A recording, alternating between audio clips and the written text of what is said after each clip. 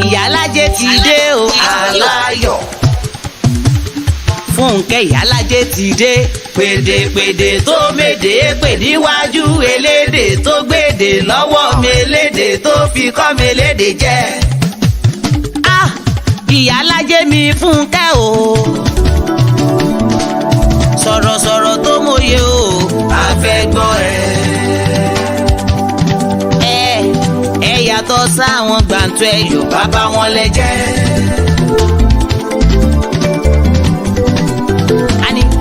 Yàtọ̀ sáwọn gbàǹtù ẹ̀yọ̀ bàbá wọn lẹ jẹ́. Níbi ká sọ̀rọ̀ kó dáńtọ́ ẹ̀yin màlẹ́ ní. Níbi ká sọ̀rọ̀ kó mọ́ ọpọlọ wá ẹ̀yin màlẹ́ ní. Ìyálájé mi o alára o. Ìyálájé ni o pé kẹ́ máa wá. Ó ní kẹ́ jẹ́ ká pàdé lórí ìkànnì yìí o. Èmi àti Dr. Michael o Michael o Bàbí Ọlágúnjú ó ní kẹ́ máa bọ̀. Onífà gọ́gù o lóní kájọ wá ẹ jẹ́ ká sọ̀rọ̀ àsọyé pọ̀ lórí ìkànnì yìí o. Lórí ìkànnì Ìyálájé mi Fúnkẹ́ o. Ọmọ wọn ní sàgé ọ̀rọ̀ gbẹ àgbẹ̀dẹ ọ̀rọ̀ bàbá o. Kò mà sẹ́ni tó lè mọ̀ pọ̀ bí ò bá sọ lọ́mọ o.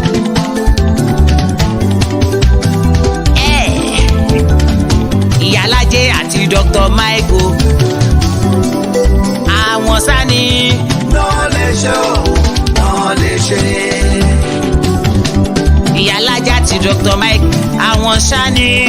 Náà lè ṣe o, náà lè ṣe. Ọ̀rọ̀ lórí ìgbéyàwó àwọn ni o. Lórí ọ̀rọ̀ ilẹ̀ Yorùbá àwọn ni o. Lórí ọ̀rọ̀ orílẹ̀-èdè Nàìjíríà àwọn ni o. Lórí ohun tó ń trendy lágbàáyé àwọn ni o. Ìyálájé àti Dr. Michael ló ní kẹ́ máa bọ̀. Ẹ máa bọ̀. Ẹ jẹ́ ká jọ gbọ́.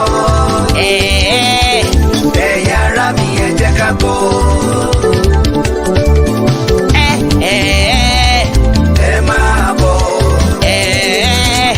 Ẹ jẹ́ ká jọ gbọ́. Ẹ̀yin ará mi ẹ jẹ́ ká gbọ́. Bàmí Moses Abiodun Òjó ló ní wípé ẹ jẹ́ ká yọ o. Ẹ mú kalẹ̀ sílẹ̀ ẹ wá gbọ́ wa o. Ọ̀rọ̀ tó dáńtọ́ ọ̀rọ̀ tó kún ọ̀rọ̀ tó mọ́pọlọ wá tó mú làákà ìdání. Ẹ mú kalẹ̀ sílẹ̀ jẹ́ ká jọ gbọ́. Dr. Moses Abiodun ọmọ wọn ní Ìgbàjọ. Òjó òjó òjó òjó òjó òjó orílù o òjó òjó òjó ọlọ́pọ̀lọ́ pípé lóní kẹ́ máa bọ̀. Ọmọ wọn ní Ìgbàjọ mo bá ròde àtàtà. Òun àti Ìyálájé òun náà ń ṣètò yìí wọ́n ní kẹ́ ẹ̀ máa bọ̀ wá èèyàn lọ́pọ̀lọ́ pípé ká sọ̀rọ̀ kó dáńtọ́ ká dẹ̀ tó fa kó mú òkun yọ. Ẹ máa bọ̀ Bọ́lá White Fúnkẹ́ tantan o pé kẹjẹ́ ká máa gbọ́ Fúnkẹ́ Ìyálájé lórí Facebook lórí Instagram lórí YouTube àti lórí Twitter wọ́n tún wà lórí TikTok Fúnkẹ́ Ìyálájé. Ẹ máa bọ̀ ẹ jẹ́ ká jọ gbọ́. Fúnkẹ́ Ìyálájé o ìwọ lọ̀rọ̀ tí wọ́n sọ.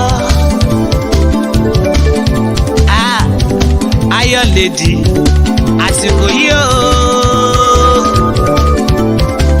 Ọmọ Yorùbá tó dáńtọ́ ló ní kí n máa ké tantan. Òun àti Dr. Michael Ọlánà ní kí n máa pariwo pé ká tẹ́tí bẹ̀lẹ̀ jẹ́ ká wá gbèsò. Fúnkẹ́ Ìyálájé ló ní kí n máa ké tantan. Òun àti Dr. Moses Abiodun Òjó wọ́n ní kẹ́ máa gbọ́ lórí ìkànnì tá a wá lórí ìkànnì Ìyálájé ìyẹn Fúnkẹ́. Ẹ máa gbọ́. Ẹ máa gbọ́. Ẹ máa gbọ́. Ẹ máa gbọ́. Ìkànnì àgbọ́dùnú o. Ẹ máa gbọ́. Ìkànnì àgbọ́dùnú o. Ẹ máa gbọ́.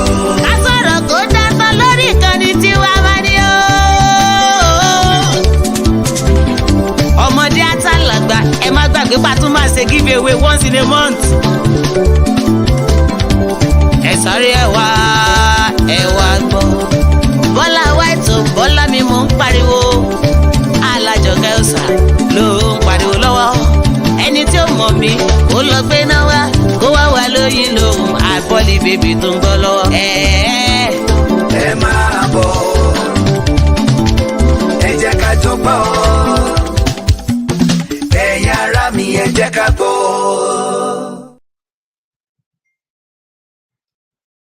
Ẹ ṣé gan ni mo kí wa pé ẹ káàárọ̀, ẹ káàsán, ẹ kúrọ̀lẹ́, ẹ kálẹ́.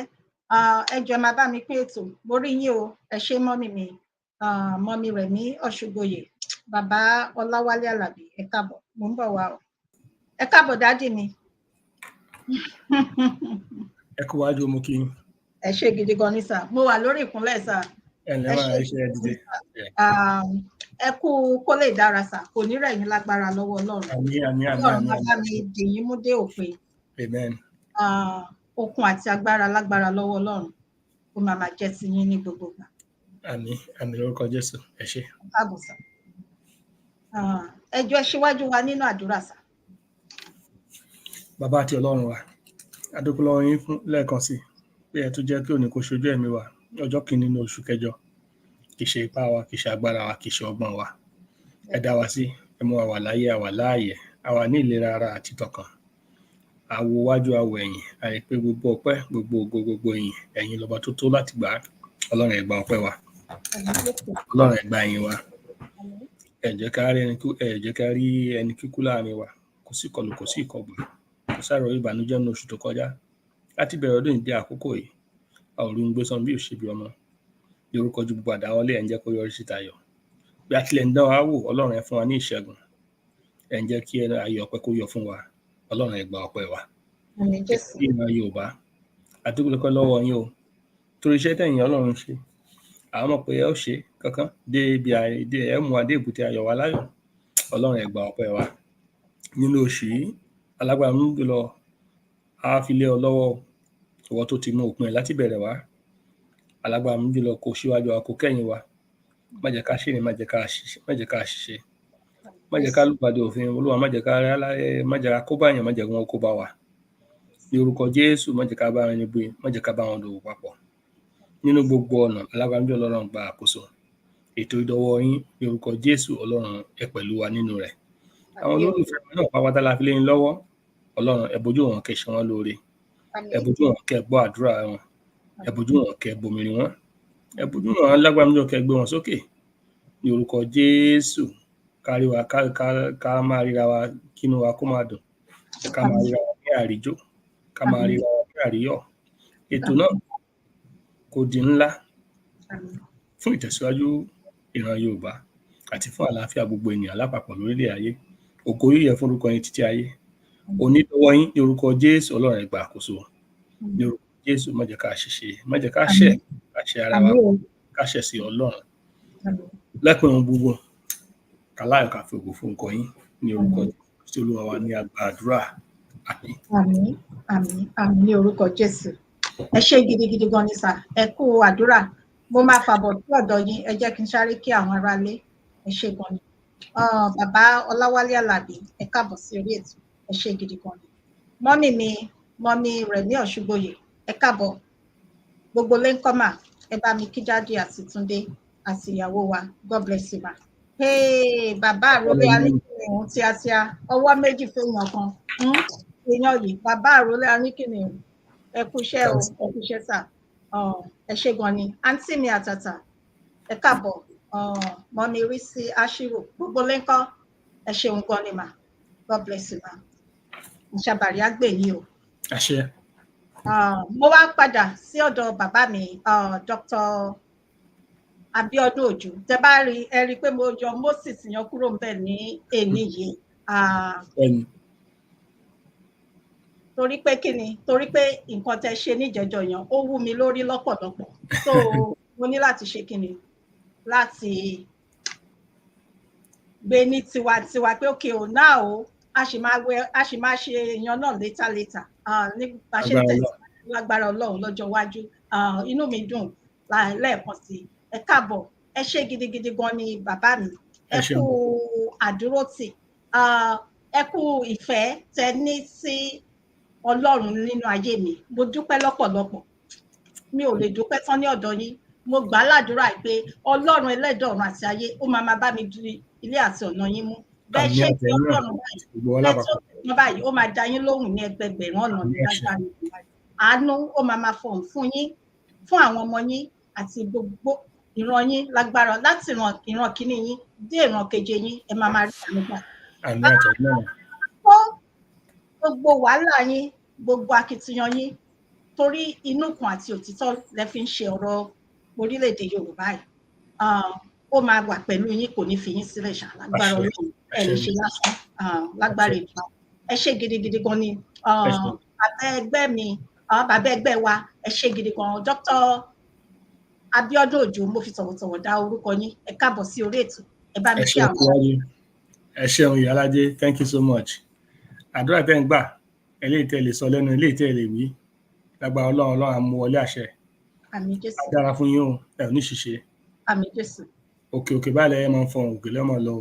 Àmín Jésù. Àìdí ìfẹ́ yín wọn ò ní kórìíra yín. Àmín Jésù. Gbogbo ibi táwọn ọmọ yín bá dé wọ́n mọ̀ bá àánú pàdé ni. Àmín. Wọ́n ní ọwọ́ tó ṣẹ́gun sí ló ń jẹ́. Gbogbo làálàá àti akitiyan tẹ́ ti ṣe pátápátá alágbájọ ajẹ́kẹ́ jẹ èrè iṣẹ́ ọwọ́ yín dáadáa pẹ́pẹ́pẹ́ lọ́jọ́ alẹ́. Ẹni ẹlẹ́ni ò ní gbà ṣe yín ṣe lágbára Ọlọ́run. Gbogbo àwọn tí a sì nífẹ̀ẹ́ sí ètò Ìyálájé tá a dúró tì wá ní gbogbo ọ̀nà tẹ̀fínú kan àti ayọ̀ bá wa ṣe ní orúkọ Jésù mo gbàdúrà Ọlọ́run á nífẹ̀ẹ́ yín náà. Àmín. Gbogbo ẹ̀bẹ̀ kọ̀ọ̀kan yín gbogbo ẹ̀bẹ̀ gbagba yín lórúkọ Jésù á jẹ́ mímọ́ àti ìtẹ́wọ́gbà. Ọlọ́run á yà yín lẹ́nu kò ní ṣẹ̀yìn ni kò ní jẹ́ kẹ́ ẹ dárìn ìrìn àjò ayé yín. Gbogbo bí tẹ́ bá ti kọjú sí fún àná ẹ ò rí gbà tẹ́ bá ti ń béèrè fún nǹkan ilẹ̀kùn mọ̀ sí fún yín ni. Ẹ ṣé ẹ káàbọ̀ sórí ètò lágbára Ọlọ́run á mọ rírà wa dùnnú á mọ rírà wa yọ̀ ni. A ò ní súra wa lágbára Èdùmàrè ọ̀tún tó bá lọ́tún mọ̀ yọ ẹ ó mọ̀ yọ lọ́tún àwa náà mọ̀ yọ lọ́tún. Àmín Jésù. Ọlọ́run sì mọ̀ bá wa gbé gbogbo ayé ò rí kára wa pé ẹni àmì òróró Ọlọ́run ni àwọn yìí ṣe bẹ́ẹ̀ ni mo wí o kó ṣàkókò gbàgbọ́n ṣe wí. Ẹ káàbọ̀ lẹ́nu. Ẹ ṣeun gan ni ẹ káàbọ̀ lẹ́ẹ̀kan sí orí ètò ẹ jẹ́ kí n tún sáré kí àwọn tí wọ́n ṣẹ̀ darapọ̀ mọ́ wa mọ́mí Yẹmí Folúkẹ́ akínyìn pé ẹ káàbọ̀ sí orí ètò ẹ ṣé ẹ kú àdúró tì o ẹ ṣé mọ́mí ọ̀run máa bá mi dúró tì yín o bàbá Gold èyí ìmàlẹ́ ti kẹ o ẹ kú ọjọ́ mẹ́ta o gbogbo lè ń kọ́ bàbá Gold ẹ bá wa kílé ẹ ṣé o a máa tẹ̀síwájú tí n bá ti rí orúkọ wọn ṣe ń darapọ̀ máa kí wọn ní ìkọ̀kan ẹ ṣé gidi gan ni bẹ́ẹ̀ ṣe wí bẹ́ẹ̀ gẹ́lẹ́ ló ṣe máa rí ẹ káàbọ̀ padà lẹ́ẹ̀kan sí orúkọ tèmi ò yí padà Fúnkẹ́ Ìyálájé ní orí Facebook Fúnkẹ́ Ìyálájé Global ní orí YouTube Fúnkẹ́ Ìyálájé mo fi àsìkò yìí dúpẹ́ lọ́pọ̀lọpọ̀ ní ọwọ́ gbogbo ẹ̀yin tẹ́ ń bá mi subscribe ní orí YouTube ṣùgbọ́n ẹ jọ̀wọ́ ẹ máa bá mi pín ẹ máa bá mi like ẹ máa bá mi comment orí YouTube mi Fúnkẹ́ Ìyálájé bẹ́ẹ̀ ṣe ń ṣe léyìí ẹ máa fi ọwọ́ náà ẹ máa fi kọ́lé mọ́lé ẹ máa ralẹ̀ mọ́lẹ̀ ni ẹ ṣé lọ́pọ̀lọpọ̀ Ọlọ́run kò ní jẹ́ kí n jọra mi lójú ní ọ̀dọ̀ yín ẹ ṣé mo dúpẹ́ ìyá mi Fúnmilọ́lá Bello màámi ẹ káàbọ̀ ẹ ṣé gidigidi gan ni mà ẹ kú gbogbo gbà ọ̀rẹ́ mi best friend mi wo wàá rí bá ti ṣe wàá rọ́nà gbẹ̀gbà wọ́n kí yín o dájì mi tẹ́ bá ń wo orí. Ẹ ṣé mo kí ogolé thank you welcome Ella. I see you and grandma over there. God bless you. Ẹ ṣé ẹ káàbọ̀ gbogbo ilé ẹ káàbọ̀ sórí ètò lẹ́ni. Ẹ ṣeun gan ni sà tẹ́ bá wò ẹ máa wo ẹ wo nǹkan tí mo wọ̀ ẹ máa rí pé mò ń wọ̀ léraléra nítorí pé ní ibi tí mo wà ní àdúgbò ibi tí mo wà àti pàápàá ju gbogbo ẹ lọ ní gbogbo orílẹ̀-èdè tí ẹ̀yin àti èmi dìjọ wà ẹ mọ̀ pé àsìkò ìdìbò ó ní a wà yìí so ó níbi kan ó láwọn kan tí mò ń support ti máa ń lọ sí ibẹ̀ ní àwọn ọjọ́ mélòó kan so torí ẹ̀ ni mo ṣe máa ń wọ àwọn aṣọ yìí so nǹkan tó fà á nìyẹn kì í ṣe pé mi ò ní nǹkan tí mo lè wọ̀ so mo fẹ́ yànnà náà nǹkan ìyàn lọ bẹ́ẹ̀ ẹ wá a kú bó ṣe ń lọ sà a kú bó ṣe ń lọ ní orílẹ̀-èdè wa.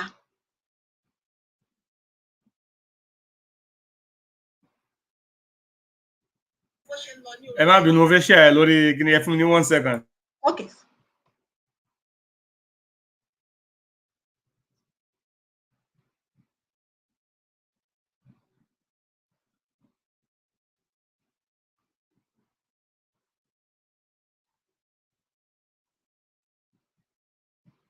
èmi náà lọ share lórí Facebook ni so that because àbúrò mi doctor tó wà ní London mo rò pé for like 3 weeks or so for some reason mi ò kọbi ara sí àti share sórí brother ní bọ̀dá mi ó ní program tẹ́ máa ṣe yẹn kì í ṣe mọ́ ni ó ní kí ló ṣẹlẹ̀ ó ní because in-law wọn àṣẹ wọn fọ she understand so I was forced to go back and look for some of those mo rí pé àwọn kankan wà tí mi ò rí but eléyìí mo rí so from that point on mo kàn wá decide pé okay tábà tí ń ṣe program yẹn máa share live from the start so that wọ́n á lè lọ wọ́n á lè máa rí mo dúpẹ́ lọ oyè tó bá ń gbọ́ o ṣe o. Ẹ bá mi dúpẹ́ lọ́dọ̀ wọn èmi náà fi àsìkò yìí dúpẹ́ ní ọ̀dọ̀ wọn just like bí ìgbà tí mo lọ sí East Coast nígbà oṣù mélòó kan sẹ́yìn sá tí mo sọ fún yín pé àwọn ẹ̀jẹ̀ mi ní kí n máa kí yín o mi ò mọ̀ mo ń hide ẹ̀ mo ní mi ò tí ì fẹ́ kí wọ́n mọ̀ mi ò mọ̀ pé irọ́ ni mò ń pa fúnra mi ò mọ̀ pé wọ́n rí ṣé wọ́n ní kí n máa wọ́n dárúkọ yín wọ́n dárúkọ Dr. Michael pé kí n máa bá àwọn kí yín wọ́n dìdì mo dẹ̀ mọ̀ pé lọ́jọ́ náà lọ́hùn wọ́n ń gbọ́ mi so ó ṣeé ṣe kí wọ́n tún máa gbọ́ mi lórí ètò báyìí nísìn so ó jẹ́ kínú mi dùn pé at least mi ò bà wọ́n lójú jẹ́ so mo ń ṣe nǹkan tí wọ́n fẹ́ so mo dúpẹ́ lọ́dọ̀ Ọlọ́run fún yàn so mo kí dókítà náà àbúrò yín máa ń comment sí abẹ́ wọn ní ọ̀dọ̀ tiwọn náà wọ́n ṣe gidigidi. mo máa rí I see that all the time ẹ ṣé gan thank you. ẹ ṣé gan ni sà so kẹ́ bá mi kí wọn mo rí o àjọṣe wa kò ní bàjẹ́ lórúkọ Jésù ẹ ṣé gan. Ẹ wo bó ṣe ń lọ nílé sà ẹ jẹ́ kí n kọ́ play kìíní láti fi bẹ̀rẹ̀ sà.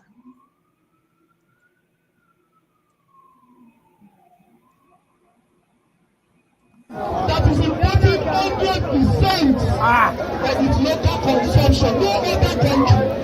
Angola, that will fight for their independence, if you don't know,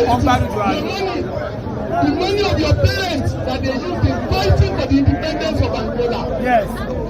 Angola also has a significant part of its local consumption being produced locally. In their country, yes. We want them to use our money to transform our own refineries and build new refineries. Yes, locally. Okay. Dádì ẹ jọ̀ọ́ má bínú sà. Àwọn mo rí ìyàwó Mọ́dún ní Adé, ìyálòdì orí ìkànnì, ẹ káàbọ̀ mà ẹ ṣé. Ìyàwó Debbie Akínlẹ̀yẹ, ẹ ṣé gidi gan ni o. Adúpẹ́ o. Àjọṣe wo ní bàjẹ́. God bless you. So ẹ wo bó ṣe ń lọ ní orílẹ̀-èdè Nàìjíríà sà. Wọ́n ṣe ń wọ ẹ má bínú gbolé ẹ káàbọ̀ sí orí ètò lẹ́ẹ̀kan sí. Inú mi dùn nǹkan tó ń ṣẹlẹ̀ lórí orílẹ̀-èdè yẹn ó ti pẹ́ tó ti yẹ kó ṣẹlẹ̀. Ṣùgbọ́n eléyìí tí mo ṣe ń rí warm up ni. Ṣé àwọn pé táwọn tó ń ṣe sport tó máa fẹ́ lọ gbá tó máa fẹ́ compete wọ́n á kọ́kọ́ máa warm up. Gbogbo eléyìí tó ń ṣẹlẹ̀ yìí warm up ni. Because àwọn tó ṣì wà ń bí wọ́n ṣì máa bribe àwọn leaders àwọn protesters àwọn tó ń protest yìí. Tí local court gbalẹ̀ lọ after 10 days. You understand? But ṣe rí ìgbà tí EndSARS máa bẹ̀rẹ̀ ṣe pé kò sẹ́ni tó pe nìkan kí wàhálà tó ṣẹlẹ̀ nígboro. Gbogbo eléyìí wọ́n pera wọn ni wọ́n dájọ́ sí pé àwọn fẹ́ ṣe wàhálà pé àwọn fẹ́ fi ẹ̀rọnú hàn sí ìjọba. Ọlọ́run jẹ́ kí ìjọba yìí gbọ́. Èmi mọ̀ pé ìjọba ò lè gbọ́. Torí tíjọba Nàìjíríà bá gbọ́ gan kí náà fẹ́ fi ṣèlú kò sí. Ẹ má jẹ́ àtàrà wa jẹ́. Nigeria is a carcass. It's a dead. I don't know better time to Timolelo. It's in irreversible coma. Ṣé àpótí ọba sick ní tó bá lọ pé wọ coma. Dàmí àti pé tó bá ṣe brain activity pé possible kí ẹni ṣì lè jí. Nigeria's coma kò ní brain activity ẹ̀ ọ̀kan mọ́. No brain activity in that body. Or life support. And the life support itself is already getting weak, is getting weak by the day. There's nothing that can come out of Nigeria expecting that Nigeria will be it's not so that country is not sustainable. Motisoyela to be 3-4 years ago. The way it's going, it's not sustainable. At this point, it's the death of Nigeria is irreversible. Èmi Abiodun ló sọ bẹ́ẹ̀. Níṣẹ́ wòlíì. Ṣùgbọ́n wòlíì kan lè ríran jù báwọn lọ. Ju bí mo ṣe sọ yìí lọ. Pé Nigeria ò lè rí kò sí bó ṣe fẹ́ revert ẹ̀. Is it sad? On one hand, pé how beautiful would Nigeria have been had the British not made that stupid mistake? That selfish mistake they made. And allow the right leaders to lead our country to glory. If they had made, it would have been an addition, it would have been a benefit to the British government and to Europe or at this point, and to the rest of the world. Nigeria would have been, like a masterpiece of a country. Because then the right leaders will have led, and they will have led correctly, and make life much more meaningful and peaceful than it is now. I don't know, find it easy. You want first slavery. They want to return to the revert slavery. Now, at this point, they don't even want foreigners anymore in their country because we're overloading their country. Even though they're taking all of the brains out of Africa. Their countries is overloaded, though their economy is flowing because we pay into their system. We're working their jobs and all that. But how beautiful would it have been had the rest of Africa, the continent of Africa, all these countries on the African continent, if they have been civilized, if they have been, normal societies under good governance. Of course, we'll still be trading fairly with everybody. Of course, there will be good bilateral diplomatic relationships with all of these foreign countries. But no, out of their greed and their evil mind towards Africans, because they never considered us humans anyways.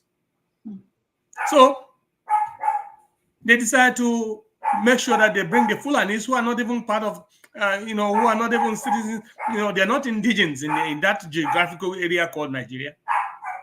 They decide to bring them in and then use them as puppets for their neo-colonial, for their scheme to continue to milk Africa to death, and Nigeria in particular. Kanipe ayé ìgbà kan táwa sì ń lọ primary school tá à ń ṣe, mo rántí ìgbà tèmi kọ́kọ́ ń gbọ́njú ìlú Òkútadá wà ní time yẹn. I will probably be 5 years tí mo ti ọmọ tó wà tí wọ́n rántí pé òun wà láyé tọmọdé ń recognize pé I'm a living being. Mo rántí pé wọ́n máa ń ṣe àwọn flyers kan àwọn ọlọ́pàá àti ó máa dìde dúró gbà tó ń bá ọmọ kékeré kan sọ̀rọ̀. She understand? These were, where you see the police as your friends and they're very normal and these were times. These were times that that country can never go back. That country can never ever return back to that stage. I went to Batatun secondary school, boarding school in Molo. I went to boarding school. The school fees for the whole term, for 3 months, they were in school. But initially, we had 20-something naira. But 20 naira or something, whatever it is. But then, towards the end of my secondary school fees was 50 naira. School fees were boarding school for the whole 3 months. They own at everything, Then the parents will come sometimes to come and visit you and give you provisions, whatever, but there's food and everything. 15 naira for 3 months. We get our hostels and water supply and everything. Bogo Secondary School, New Busa, in Kanji. Monoti Bata over this college, Tamade University. Sherry, if you don't be cafeteria for students, àwọn bàbá tó wà ńbẹ̀ tán ti bà Nàìjíríà, àwọn tó ń bà Nàìjíríà jẹ́ lọ́wọ́lọ́wọ́ yìí. Tó pé oúnjẹ ọ̀fẹ́ náà ń jẹ. Cafeteria wọn làwọn fi study ibi tá a ti ń study rooms. Gbogbo àwọn tó fi ń dáná ṣe mọ̀ tẹ́ bá lọ sí major restaurants, àwọn Chinese restaurants tẹ́ lọ rí jẹ́ tó máa ṣe máa ń ṣe kitchens wọn yẹn. You can tell, industrial level of industrial equipment there for cooking for students. All of those were useless. No more cooks, no more food, no more nothing. Everybody is on your own. Fast track, ká tó parí school ní college. Ó ti di pé olúkàkùn gbé stove wá sí school. And that stove la fi ń dáná. Olúkàkùn tẹ̀ bá ẹ máa fi heater. Ẹ máa heater tẹ máa plug mọ́ náà. Máa fi heater máa tẹ̀ bá.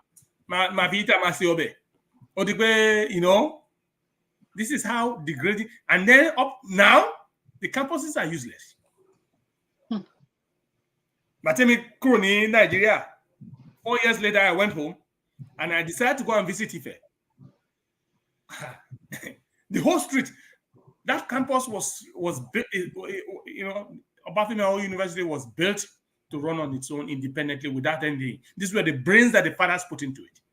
For any water generating section, to generate electricity at the water for supply for the whole campus and the staff quarters. You know how big this campus is? With staff lecturers' quarters. Our ball media, close down. No electricity, no power. The whole road used to be was tarred. You have the sidewalks like you have in the United States.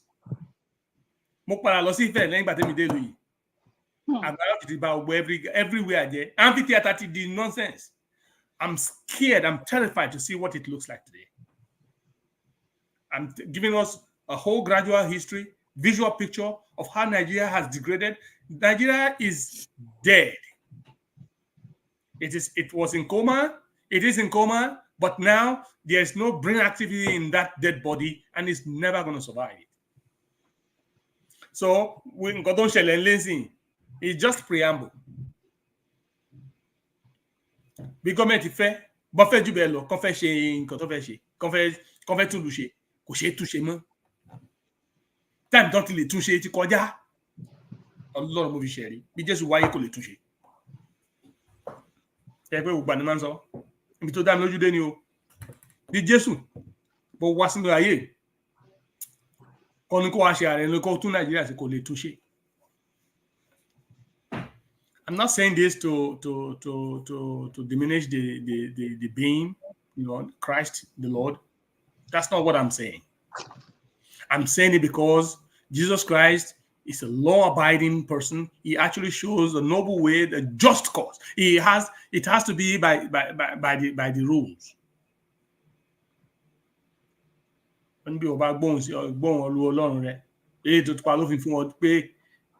Understand? Yes. He's not going to come back and violate his own rules. Nigeria is a lawless place. Unless you want to perform magic. And to perform your magic, you have to remove some of the deadly ones that are even more than magic.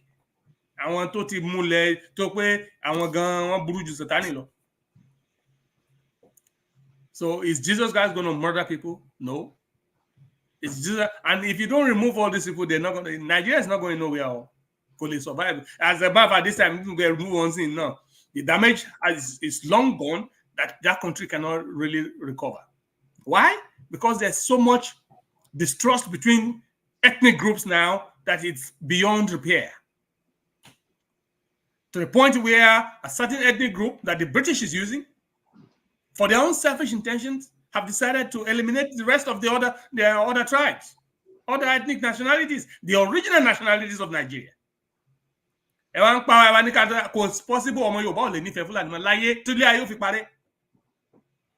So where is Nigeria going to survive? We cannot. This is preamble. If Tinubu likes,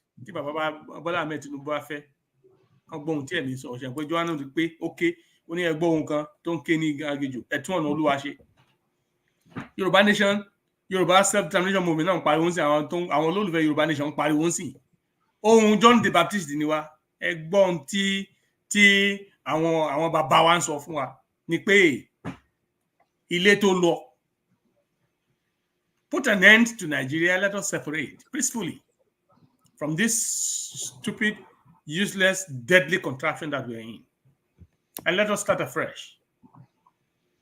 It cannot be too painful. The pain is already there. Starting afresh cannot be worse. But the outcome can only be to a glorious, glorious, glorious lifestyle for our people. ìbárò àwọn tó wà ní bàbá Tinubu pé ẹ jẹ́ fi òpin sí ẹ jáwọ́ nínú àpọ̀n tí ó yọ ẹ jẹ́ ká gbómi lákaná omi láwọn lè gbé kaná Yorùbá nation to go their way Arewa to go its way let the Igbo people go their way and let Britain be left hanging. Let them be left hanging with their evil acts, and the world will remember them for their deadly evil policies towards Yorubas in particular, Nigeria also in particular, but to the rest of Africa as well in general. And they're not serving their people good either, because what have an end, beginning will have an end. Gbogbo wọn ní later bá fi tọ́ mọ́ ni ìrì ní òwò gbogbo ọrọ̀ ajé wa tẹ́ kó tẹ́ fi lóko ẹ̀ fi kọlu yẹn. I want to make a prediction lórí life show yìí. Ṣé rí monarch wọn yẹn tí King Charles jẹ́ king yẹn Ọlọ́run mo fi ṣe rí ó máa dé second tó pé bóyá dúdú ló máa di king ní Britain tó bá yá because they will lose everything including everything they initially own because of what they have done.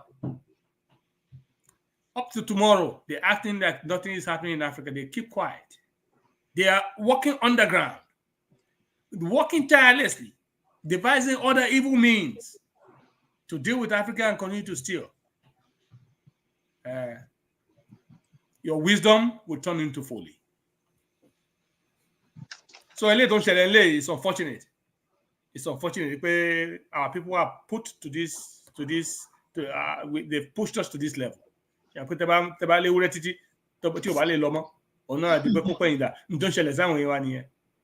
it's just sad.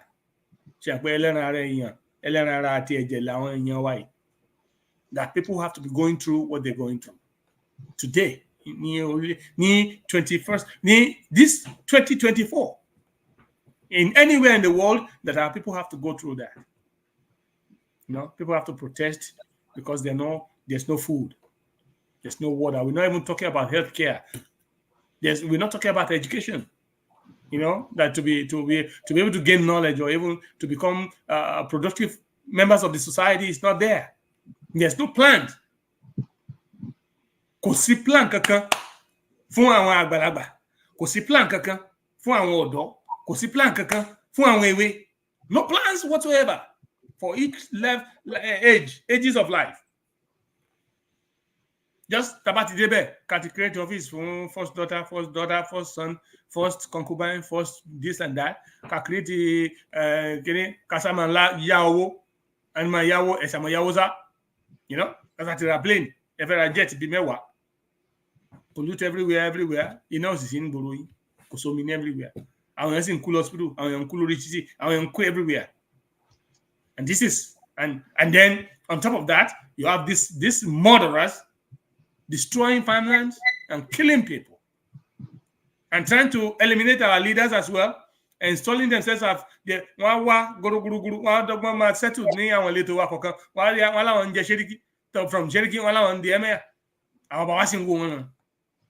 I think that is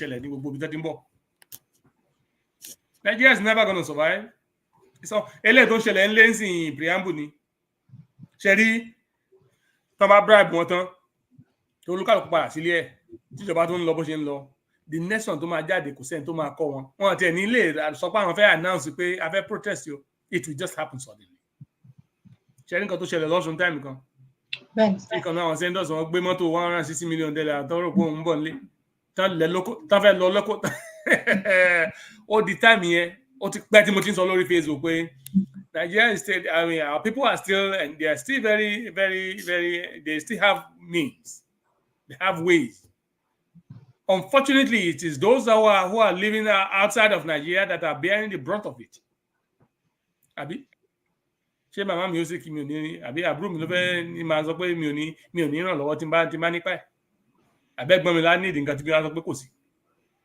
Bó ṣe wà nílé kí ló wà bó ṣe wà káàkiri nìyẹn. They know these things and the government of Nigeria knows it. They know how much money is coming into Nigeria from abroad.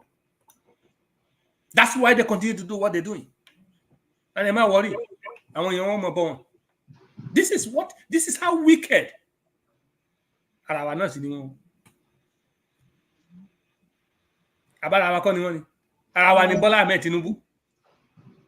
ara wa ni gbogbo governor Ọ̀yọ́ gbogbo governor ilẹ̀ Yorùbá pátápátá àtàwọn councillors wọn àtàwọn senators ilẹ̀ Yorùbá wa they are all Yorubas, and each one in their own specific, in their own limited office, in their own official or capacities, are doing exactly what the leader is doing. I'm down. No, I just call one pensioner. I just give that cock of the wrong business. The leader, never realize America. I'm a mechanic. I don't need the lake in Canada. You know, just I ban board that about the one them one down money America don't send the was one long jare. Àwọn yo fún wọn ní jẹ́ pé pípa wọn kú. Àwọn bàbá wa sì ń kú lórí títì mi tọ́ni. Wá tó ní káwọn tó ti retire. Those that have retired, you are to get my wife every month. Kí a máa fara rìn pẹ́ tí kú. Ẹ máa tó káwọn lè take roll call. But to pay money, mama mi ò gbọ́dọ̀ lọ mọ́. That's right. But táwọn èèyàn ń kú sórí ìlà. Ìyá àti mi ò gbọ́dọ̀ lọ sórí ibẹ̀ mọ́ o. Ń gbọ́dọ̀ gbọ́. Òótọ́ ni. But then ogun ológun náà ń kó mi. Wọ́n sì rò pé àwọn aṣerere. Mi ò ní ṣépè lórí ètò yìí. Ṣùgbọ́n wọ́n ṣépè fúnra wọn already. This is what our people are going through. And they're not thinking about this. People are not thinking about it. Ṣẹ́rí eré ọmọdé ni eléyìí tán rí lọ́wọ́lọ́wọ́ ní Nàìjíríà. EndSARS yẹn gan eré ọmọdé ni kò tí ì dojú ẹ̀. Tó bá dojú ẹ̀ tẹ̀ kò sẹ́ni tí ó sọ. Kò sẹ́ni tí ò ní mọ̀. Ẹ gbọ́. So ẹ jẹ́ ká máa bá bọ̀ ká mọ ibi tó ń lọ. Èmi mọ̀ pé kò ní pẹ́ mọ́ ná. Torí wọ́n ti ẹ̀ lè rí solution sí ná. Anyways, but if ẹ stop ẹ̀ wọ́n lè stop ẹ̀ mọ́. This protest can die down, maybe. I'm hoping pé kò ní die down. Ó máa lead sí pé tó ẹ jẹ́ kó lókàkù mọ́ lọ o. Ṣùgbọ́n tó bá tiẹ̀ wá die down, èmi mọ̀ pé lè tó máa ṣẹlẹ̀ lẹ́yìn ẹ̀ kò lè pé ọdún kò lè pé oṣù mẹ́fà kí mi tó ṣẹlẹ̀ lẹ́yìn ẹ̀. Ìgbà náà máa rí wàhálà. Gàgà àwọn tó wà níjọba ń sìn. Màá wọ ibi tí bàbá Bọ́lá Ahmed Tinubu ẹ̀ fojú sí. Tó bá kọ̀ tí ò bá ṣe torí àwọn ọmọ Yorùbá kọ lẹ́tà sí láti April 17th. The same letter tó ń sẹ́ndì sí Bọ́lá sí Muhammadu Buhari. Wọ́n ti send ẹ̀ sí kò dáhùn. Ó ṣe ọkọ̀ tí ọgbọ́n bí ẹni pé kò gbọ́. This man knows what he's doing. He's not an imbecile. He knows exactly what he's doing. He just wants to be president and then some people who are around him who wants to maintain a position of power. Ṣé pé agbára ni gbogbo nǹkan Nàìjíríà sí? When the people in authority no longer see themselves as servants, when they see the rest of the people that has the power are seen as the slaves, ṣé pé it's a problem. So the people around Tinubu who think that they are in position of authority and power, they either not giving him good information or he refused to hear good information, or they just want to maintain him in office so they can do their own thing, embezzle until they bust open. But nǹkan tó máa kọ́ wọn, nǹkan tá kọ́ wọn, nǹkan tá gbẹ̀san àwọn èèyàn tó ń kú. Ó máa gbà lára wọn. Wọ́n lè mú jẹ àṣegbé kan ò sí. Yorùbá ló sọ bẹ́ẹ̀ mi kọ́. Wọ́n ní àṣegbé ò sí, àṣepamọ́ ló ń bẹ. Olúkàkú ó sì gbèrè iṣẹ́ ọwọ́ ẹ̀. Bó ṣe wù kó pẹ́ tó. Sọ ẹ jẹ́ ká máa wò bọ̀ ká òbí tí ó bá ibi tí wọ́n bá já. Ìmọ̀ràn tèmi fún àwọn tó jẹ́ ọmọ Yorùbá. Ẹ fẹ́ orin yàn dáadáa o. Ṣùgbọ́n ẹ má jẹ́ wọn ó kó yín sí. Ẹ má jẹ́ wọn ó tì yín sí láti máa ba nǹkan ní yín jẹ́. Torí ó ṣe àwa ń gbọ́ pé àwọn Fúlàní tẹ́ bá rántí nǹkan tó ṣẹlẹ̀ ń Ìbàdàn àdó olóró tán ló lò ń Ìbàdàn. Ẹ fojú balẹ̀ dáadáa. Ẹ má jẹ́ káwọn tẹ́ bá ti rí suspect àwọn kan tẹ́ mọ̀ rí wọn. Ẹ má jẹ́ wọn kàn déédéé fi àdó olóró fi waste láàfin yín dànù. Nǹkan tẹ́mi sọ ni pé kẹ́ ẹ wà very vigilant. Ẹ wà very vigilant. Tẹ́ bá ti rí àwọn ìrìn kankan especially àwọn àtọ̀húnrìn wá yẹn. Make sure pé ẹ tètè take action. Tọ́lọ́pàá ọba táwọn agbófinró ọba ti gbọ́ ti yín. Ẹ lòfin lọ́wọ́ ara yín. There's nothing wrong with self-defense. You can always defend yourself and you can use deadly force to defend yourself. I'm saying it openly. It's an acceptable legal excuse. If somebody wants to kill you, you are able to kill that person, and you're able to kill that person first, you're not guilty.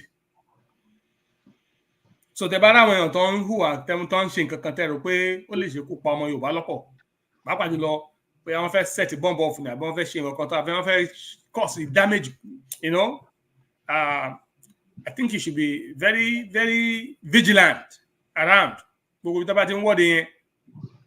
Ẹ bá ti ra àwọn tó tàbí tẹ bá gbọ́ pé ẹ gbọ́ news kankan or whatever, please take action on that. Ẹ má jẹ́ kí wọ́n fi wá ṣe súyà o. Odò àgbẹ̀ wa kò ní gbé ọ̀dà rẹ̀. Gbogbo àwọn ọmọ tó ọ̀tá Yorùbá lágbára Ọlọ́run nílẹ̀ ó mú. Ẹ kú ohun, ẹ kú iṣẹ́ ọpọlọ sà. À ń gbádùn yín gidi gan ni sà. Àwọn aráalé gan ń gbádùn yín. Torí mò ń wo gbogbo comment. Ṣùgbọ́n ká tó tẹ̀síwájú, ẹ jẹ́ kí n sáré kí àwọn tí wọ́n ṣẹ̀ tí wọ́n wọlé. A máa sọ̀rọ̀ sí orí comment yan torí ẹ̀ mo ṣe fi sílẹ̀ síbẹ̀. Mọ́mí Ògúnmọ́lá Veronica, ẹ káàbọ̀ mọ́mí, ẹ ṣé gan ni. Dádì ọmọ mi MG 700, ẹ wà ní abẹ́ orúkọ yan, ẹ ṣé o. Dádì mi Dádì Ṣọlátí, ẹ ṣé gan ni sà, ẹ kú gbogbo gbà o. Àgbà yín adalẹ̀ o, ẹ ṣé. A kí gbogbo ẹ̀yin tẹ́ ń gbọ́ wa, tẹ́ ń wò wá. Ẹ̀yin tẹ́ comment àtẹ̀yin tẹ́ wà ní abẹ́ aṣọ, gbogbo yín pátápátá la kí o. Ẹ ṣé gidi gan ni. A máa tẹ̀síwájú. Ọ̀rọ̀ gidi, ọ̀rọ̀ ìjìnlẹ̀, ọ̀rọ̀ ọlọ́pọlọ, òun lẹ sọ yìí sà. Ó dẹ̀ wọnú egungun mi lọ. Ẹ dárúkọ iléèwé gíga ti bàbá wa olóògbé tí a lè ṣe ká má dá orúkọ bàbá yẹn ní orí ìkànnì yìí. Kò sí ojúmọ́ ọjọ́ kan tí bá ṣètò ká má dárúkọ ká ní bàbá náà olóògbé. Bẹ́ẹ̀ á dára fún yín sà. Ọ̀run rere fún bàbá yẹn. Àmín àṣẹ. So mo kọ́ fẹ́ sọ̀rọ̀ lé kíníyàn lórí ká tó tẹ̀síwájú sà. Nǹkan tí màmá wa sọ, wọ́n ní obìnrin kan ó wá owó lọ fún oúnjẹ, ó lulẹ̀ ní Pàjáwìrì, ó ṣubú nínú márúwá, àìmọye bẹ́ẹ̀ téèyàn ò tiẹ̀ gbọ́, téèyàn ò rí, tó ń ṣẹlẹ̀ lójoojúmọ́ ní ìṣẹ́jú wákàtí. Ẹ tún àmọ́ nǹkan tó fọ́nì. Bẹ́ẹ̀ ni sà. Ó ṣe kú sínú márúwá yẹn o. Tọ́lọ́pàá wa tó dé bẹ́ẹ̀, onímárúwá tó rógo. Wọ́n ní sọ pé ìjọba ló pa obìnrin yẹn o. Ẹni tó ń wa márúwá jẹ́jẹ́ ó wọ́n jẹ́ ọjọ́ lọ, òun náà ó tún kó sí wàhálà. Ó pàdé àgbákò. Ọlọ́mọdé ká pàdé àgbákò, ọlọ́mọdé ká. Àní ìlú yẹn ò lè survive. Ọlọ́run ní jẹ́ kó survive. Nigeria will never survive. Nigeria is going to be dead. That country will die. And will die fast.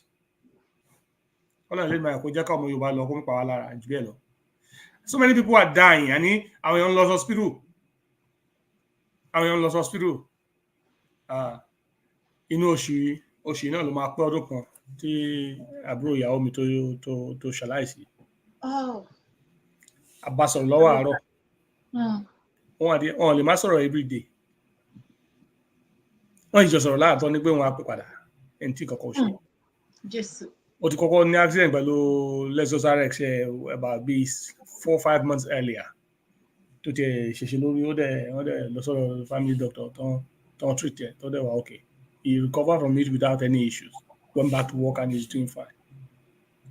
Wọ́n jọ sọ̀rọ̀ láàárọ̀ báyìí.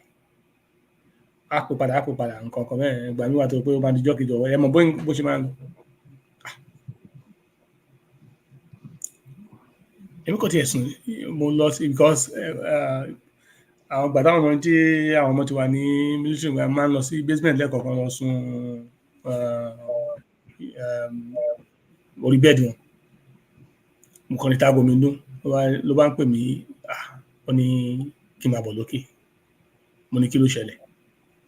Ó ní Káyọ̀dé. Ó ní kí ló ṣẹlẹ̀? Ó ní máa bọ̀ lókè.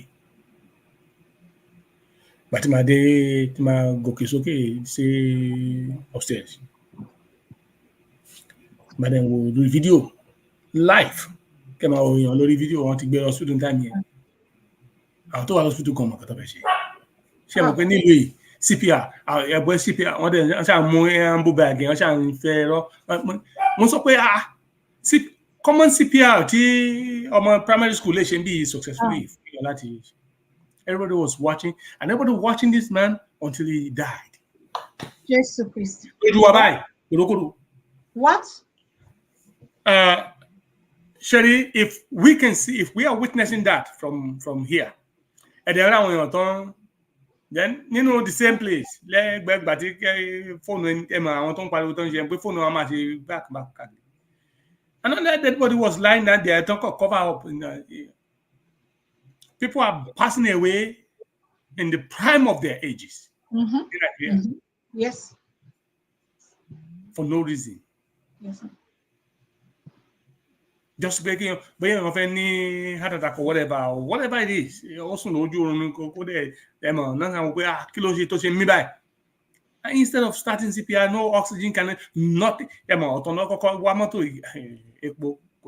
I mean?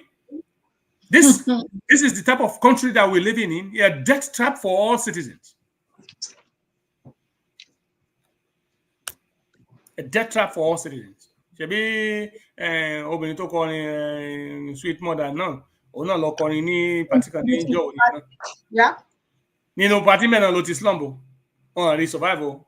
Nobody tẹ́ bá wádìí nǹkan tó ṣẹlẹ̀ wọ́n rí common CPR ṣe lórí ẹ̀ ní kan gbé kan fún oxygen carry the way kan no emergency service tẹ́lẹ̀ pé no 911 call nothing. The roads are not, even if you have the services, the roads are not good to allow fast response.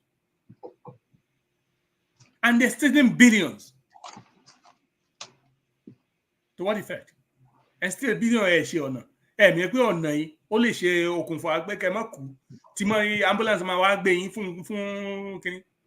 The same ọ̀nà tẹ́ ṣe yìí is good for economic growth. Àbí ẹni tó dáko tó bá tà kò ṣe ojú títì náà máa fi gbé oúnjẹ wá sí ìgboro ni. They refuse to allow water to flow, nothing.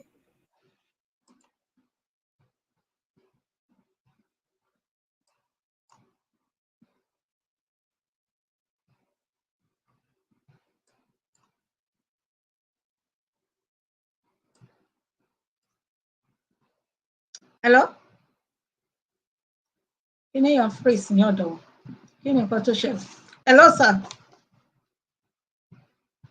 Ẹ má bínú ẹ̀yin ará ilé. Mo rò pé network ọ̀dọ̀ wọn ni. Ẹ jọ̀ọ́ ẹ foríjì wá, ẹ bá wa ní sùúrù.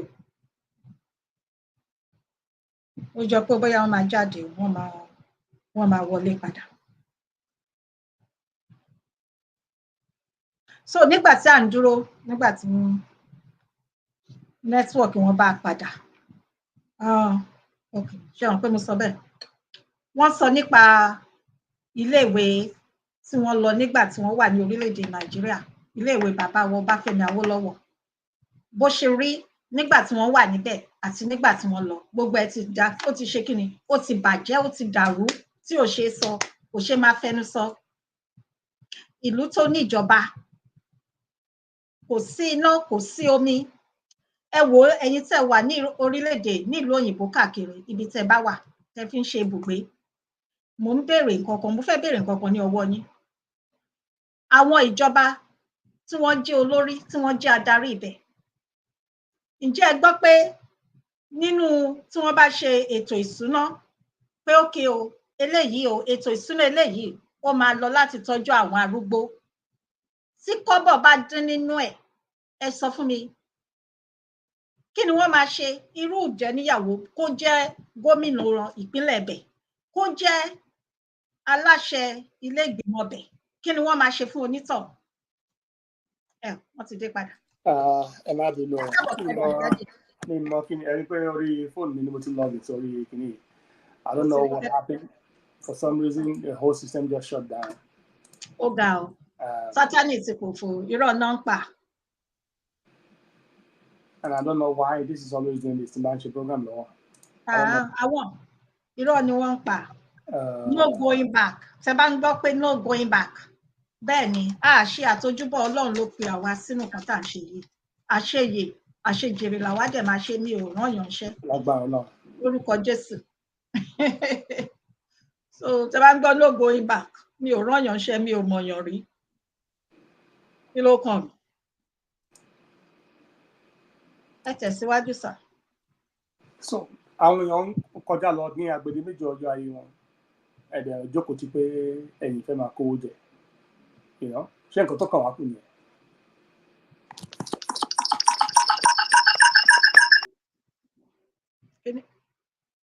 ṣé nǹkan tó kàn wá kù nìyẹn? Is that a country? Or a gallo tó ti ń pààyàn?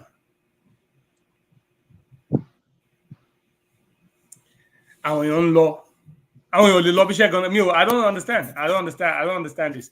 How can people even go to work and be able to? How can people go to work for a whole month? Pẹ̀lú sàláàrì tán fún wọn. Nígbà tèmi ṣì ń lọ school, tí n bá gbọ́ tí n bá lọ sọ́dọ̀ ọ̀nkú mi ní Èkó, wọ́n ṣiṣẹ́ ní secretariat tó wà ní Ìkòyí yẹn. Màá tẹ̀lé wọn lọ bí iṣẹ́ láàárọ̀. Tó bá di lunch time, wọ́n níbi tó ti máa ń ra táwọn àwọn ìyá tó máa ń ta oúnjẹ tó máa ń oúnjẹ àmàlà iyán kankan. Ó ní àwọn ibi tó máa ń to àwọn téèyàn máa ń lọ outside the building. Àti débẹ̀ àti jẹun. Mo kàn wo, so à ń gbádùn ní gbogbo time yìí. How many people can afford 3 square meters? Kò sí mi rò pé 90% in Nigerians tó lè afford 3 square meters òun ètí rí. Tọ́ba dẹ̀ máa afford ẹ̀ gan-an, they're not eating the right type of food. Tọ́ba ṣe bẹ́ńsìn, ẹlòmíì kí náà pé kí náà fi ń kọ́lọ̀ ọbẹ̀ wọn watermelon. Wọ́n lọ watermelon water. Just to give it color. Ẹni epo tó bá rí náà lò, who used to tell you go and mix? They're mixing stuff and just giving it to our people.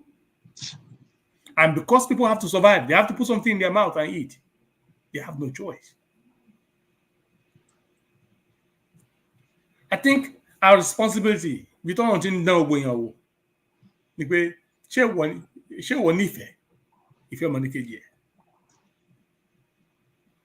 ẹ̀? Does Bola Ahmed Tinubu feel like it's okay for him to eat whatever he desires, and for another child born in rural town ní Ìrágbèjì, ọmọ táwọn òbí ẹ̀ jẹ́ kínní, kọ́ sì máa wá kọ́ máa jẹ bread tó ti ní mold? Is that okay? Àwọn àti bẹ́ẹ̀ fẹ́ bàjẹ́ ò bàjẹ́ nísìnyí, àwọn èèyàn ń gbọ́nú wọn jẹ bẹ́ẹ̀ ni, not minding the disease and the disaster it could cause. Ẹ wá làwọn èèyàn ń sick, wọn ṣe ní sick.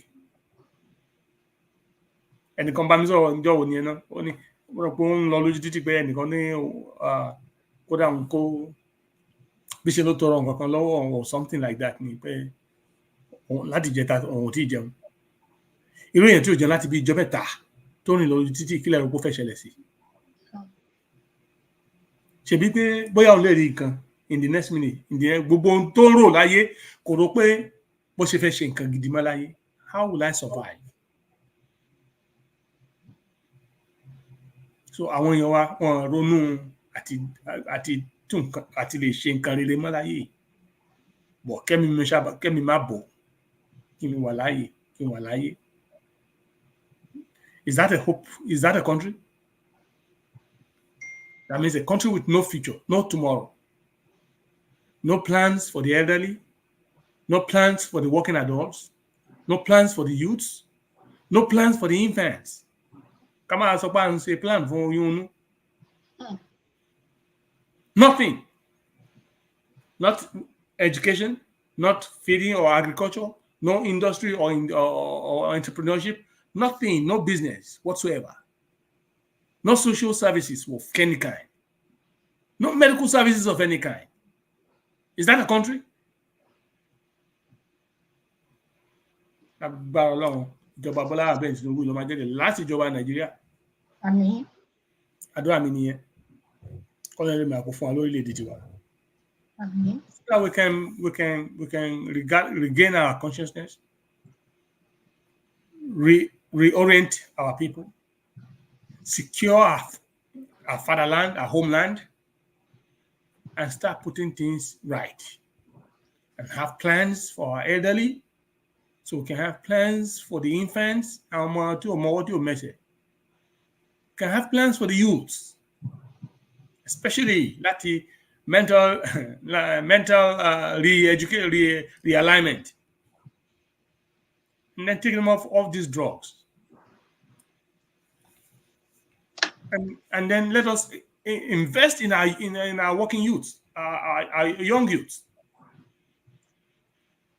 Nigerians are the smartest creatures on planet, human beings on the world. But what you want to say is that Yorubas are the smartest human beings in the world. That's all Nigeria. Or when you talk about Nigeria, you talk about the Yorubas. And then after the Yoruba, you probably talk about the Igbos.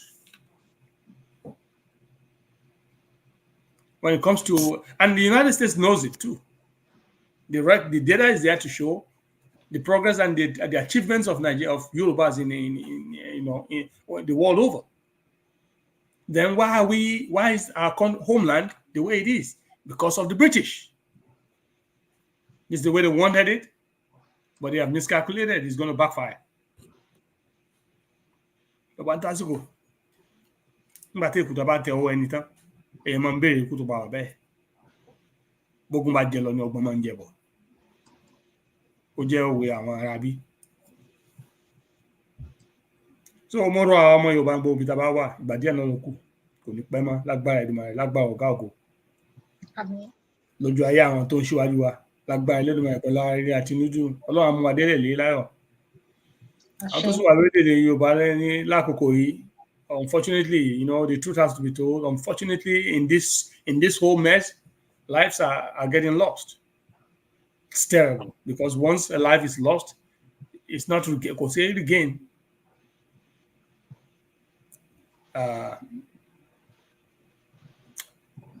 Mo gbàdúrà Ọlọ́run má jẹ́ kí ẹ̀mí tí ó ṣòfò kó pọ̀ jù. Àmín. Mi kì í tán ara mi jẹ́ o. Ọlọ́run má jẹ́ kí ẹ̀mí tó ṣòfò má pọ̀ jù, kó má pọ̀ jù. Àmín. Kọ́lọ́run kó jẹ́ káwọn àwọn aninilára yìí kán tètè fi àwọ̀ ara wọn kan fi ṣera wọn. Kọ́mọ Yorùbá lè ránà tiẹ̀ ká lè ránà tiwa lọ, ká lè tọ́jú ẹbí àti ara wa, ká lè tọ́jú ìran wa tó ń bọ̀ lẹ́yìn, ká lè fi ilé rere kalẹ̀ fáwọn tí ó gbẹ̀yìn. Kí ìran Yorùbá kó lè jẹ́ ìran kó lè padà sí ìran aládé tí wọ́n ti ń jẹ́ láti ìbẹ̀rẹ̀ wá. Ó ní àwọn bàbá tó ti sùn kó dárí wa o, torí tí wọ́n bá ṣe dé ibi tá a dé ni kò yé mi. Mo pé bí o bá sì sí ẹ̀ṣẹ̀ kì í dédé ṣẹ̀. Tó bá ṣe ẹ̀ṣẹ̀ ni k'Ọlọ́run kó dáríjì. K'Ọlọ́run kó gba ètùtù ẹ̀bẹ̀ wa bá ṣe ń ètùtù àdúrà tá ń gbà yìí, àdúrà ètùtù náà ni. K'Ọlọ́run kó gba ètùtù wa yìí bá ṣe ń béèrè lọ́wọ́ ẹ̀. Kó mú adélẹ̀ lérí láyọ̀ àtàlàbíà, kó má ṣe pẹ́, kó má ṣe jìnnà, torí ìrètí pípẹ́ máa ń mú kí ọkàn sáré ni. I look at our people and the type of, look at the type of lifestyle they subjected our people to. Àwọn tó sì wà níjọba, àti ìwọ tó jẹ́ councillor, àti ìwọ tó jẹ́ governor, àti ìwọ tó jẹ́ senator, all of you, including the president, all of you in all capacities, commissioners and all that, including the justices and the attorneys, the police officers and all that. We've all been responsible. We've all contributed to the misery of our people. That's the truth. We can all cooperate together to bring them out of that misery by doing what's right, not what's convenient. It's not convenient to break out of for a country to get out of a country. Ìyá gan náà tó lóyún sínú tó bá fẹ́ bímọ, ó gbomi ó gbẹ̀jẹ̀ lára ẹ̀. Yes. Yeah, let us do what is needful, not what's convenient for us or what's temporary band-aid. Ẹ ṣé. Wow. Ẹ bá mi gbé fún bàbá mi, bàbá ẹgbẹ́ wa, Dr. Abiodun Ojo. Mi ò ní fi orúkọ òyìnbó àwọn amúnisìn pè yín mọ́. Dr. Abiodun Ojo, ẹ bá mi gbé fún wọn. Nígbà tá à ń dúró, ẹ jẹ́ kí n kí àwọn tí wọ́n ṣe ń darapọ̀ mọ́ wa. Ìyá wa Great God, ẹ káàbọ̀ mà, ẹ kúṣẹ́. Ẹ wà ògolúwa àdúrà gbè mí. Ẹ ṣé gidigidi gan ni èèyàn tí alájẹ nìyàn. Àwọn tèmi gbogbo lẹ́ńkọ́. I love you so much. Mọ́mí Basirat Salami, ẹ ṣé gan mo dúpẹ́. Ìyá wa Dénìkẹ́ Adédèjì, ẹ ṣé lọ́pọ̀lọpọ̀. Lẹ́ẹ̀kan sí, à ń kí gbogbo lé o. Dádì wọ́n ń kí yín, ẹ jọ̀ọ́ ẹ máa bá mi wo àwọn comment nìyẹn sà. So ẹ ṣé sà. A máa tẹ̀síwájú, ṣùgbọ́n kí n tó tẹ̀síwájú mo fi àsìkò yìí lẹ́ẹ̀kan sí i. Mo kí yín pé ẹ kú àṣẹ̀yìndè, ẹ pẹ̀lẹ́ ti àbúrò àwọn mọ́mì yàn tí wọ́n ṣe aláìsí. Nàìjíríà ló ṣẹlẹ̀ sí wọn. Mo gbà ládùúrà pé Ọlọ́run ò tún ní jẹ́ kí irú ẹ̀ ṣẹlẹ̀ mọ́ nínú ẹbí àti ní àárín gbogbo ọmọ Yorùbá. Á bá wa dáwọ́ gbogbo ibi yìí dúró lágbára lọ́wọ́ Ọlọ́run. Ẹ wo gbogbo àlàyé tẹ́ ṣe sílẹ̀ yàn. Ẹ jẹ́ ká kọ́ bẹ̀rẹ̀ nípa ti ètò hospital. Kò sí ọmọdé àgbà wọn ò mọ CPR, wọn ò mọ láti ṣe CPR. Bí arábìnrin tẹ́ sọ tí wọ́n ń kọrin yan, ikú arábìnrin yẹn ó dùn mí gan lọ́pọ̀lọpọ̀. Wọ́n kọrin tán, ó kàn ṣubú. Wọn ò lè ṣe CPR, wọn ò mọ̀. Ẹ̀yin àti èmi mọ̀ pé ní ìlú tá a wà, láti primary school ni wọ́n ti máa ń kọ́ wọn, elementary school ni wọ́n ti máa ń kọ́ wọn bí wọ́n ṣe lè ṣe CPR. Bẹ́ẹ̀ni, as a matter of fact, cardio kini shock tó máa fi shock àwọn cardio kini shock yẹn. Most I have it in the house here. Mo ní mọ́tò mi mẹ́ẹ̀. Mo ní, you know, why should people not even have those things? These are things that are cheap to pick up and things that, you know, people should be able, in case the heart should stop, you know, you can start CPR and then eventually you can shock the heart too. So like, heart and then bring it back to life. And people are just dying senseless deaths. And they're so happy to say, out of 500 billion naira jet. What kind of sense is this? Sherry sir, láti tún mẹ́nu lọ síbẹ̀, ẹ wò ó ní tẹ́ bá rí tí n bá ṣe ètò tí n bá wọ top tí mo máa ń wọ̀ yìí sà. Ní ṣé mọ̀ pé ní orílẹ̀-èdè yìí àsìkò ìdìbò láwà yìí. So ní ìpínlẹ̀ tí èmi wà, ní agbègbè ibi tí èmi ń gbé, ó ní ibì kan fún ìkan nínú àwọn tó ń ṣe òfin tí mò ń ṣe kíni tí máa ń lọ síbẹ̀ ní wákàtí mélòó kan. Ṣọ́rọ̀ mi yé yín sà. Torí pé kíni láti rí dájú pé nǹkan tí wọ́n láwọn fẹ́ ṣe wọ́n ṣe wọn láti fi rí pé wọ́n ṣe àwọn nǹkan tí wọ́n fẹ́ ṣe, láti rí dájú pé tí wọ́n tẹ́ bá ṣe bẹ́ ṣe lẹ́yìn máa ṣe, ẹ máa gba ìbò tiwa, láti sọ fún àwọn tó wà lágbègbè, àwọn òbí, àwọn arúgbó pé ẹ má gbàgbé o, àsìkò ìdìbò rí o. Tẹ́ bá tún fẹ́ kó máa rí lọ bẹ́ẹ̀, kí omi máa wà, kí àwọn ọmọ tí ó tó yẹ kó kù díẹ̀ káàtó fún àwọn òbí wọn láti kíjọba kí wọ́n lè máa ràn wọ́n lọ́wọ́. Ẹ jẹ́ ká ṣe bó ṣe yẹ ká ṣe kó fi lè rí bó ṣe yẹ kó rí. So tẹ́ bá rí mi ní ọ̀pọ̀lọpọ̀ ìgbà tí n bá nǹkan tó ń ṣẹlẹ̀ nìyẹn sà. Bẹ́ẹ̀ ni mo sọ fún yín. So irú nǹkan táwa náà dẹ̀ fẹ́ kó ṣe kíni kó máa wáyé kí àwọn ènìyàn lè ní ẹ̀tọ́ láti lè fi ẹ̀dùn ọkàn wọn hàn bí wọ́n ṣe ní láti lè ṣe ìjọba, bí wọ́n ṣe máa ń ṣe ìjọba. Ẹ wà nínú ìjọba, ẹ wà ní ipò olórí fún ara yín. Àwọn tí wọ́n gbé yín síbẹ̀, àwọn gangan lẹ̀ ń ṣiṣẹ́ fún, àwọn gangan ni wọ́n fún yín ní owó.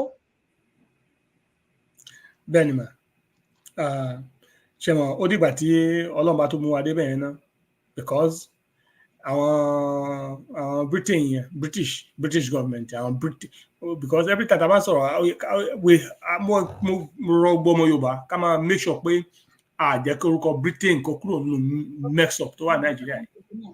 We should always implicate them directly, constantly, and the more we speak about it and put them in the mix, not blaming just our leaders, but blaming it on Britain. The more Britain gets that negative publicity, and the more, you know, their name is dragged worldwide. Every country,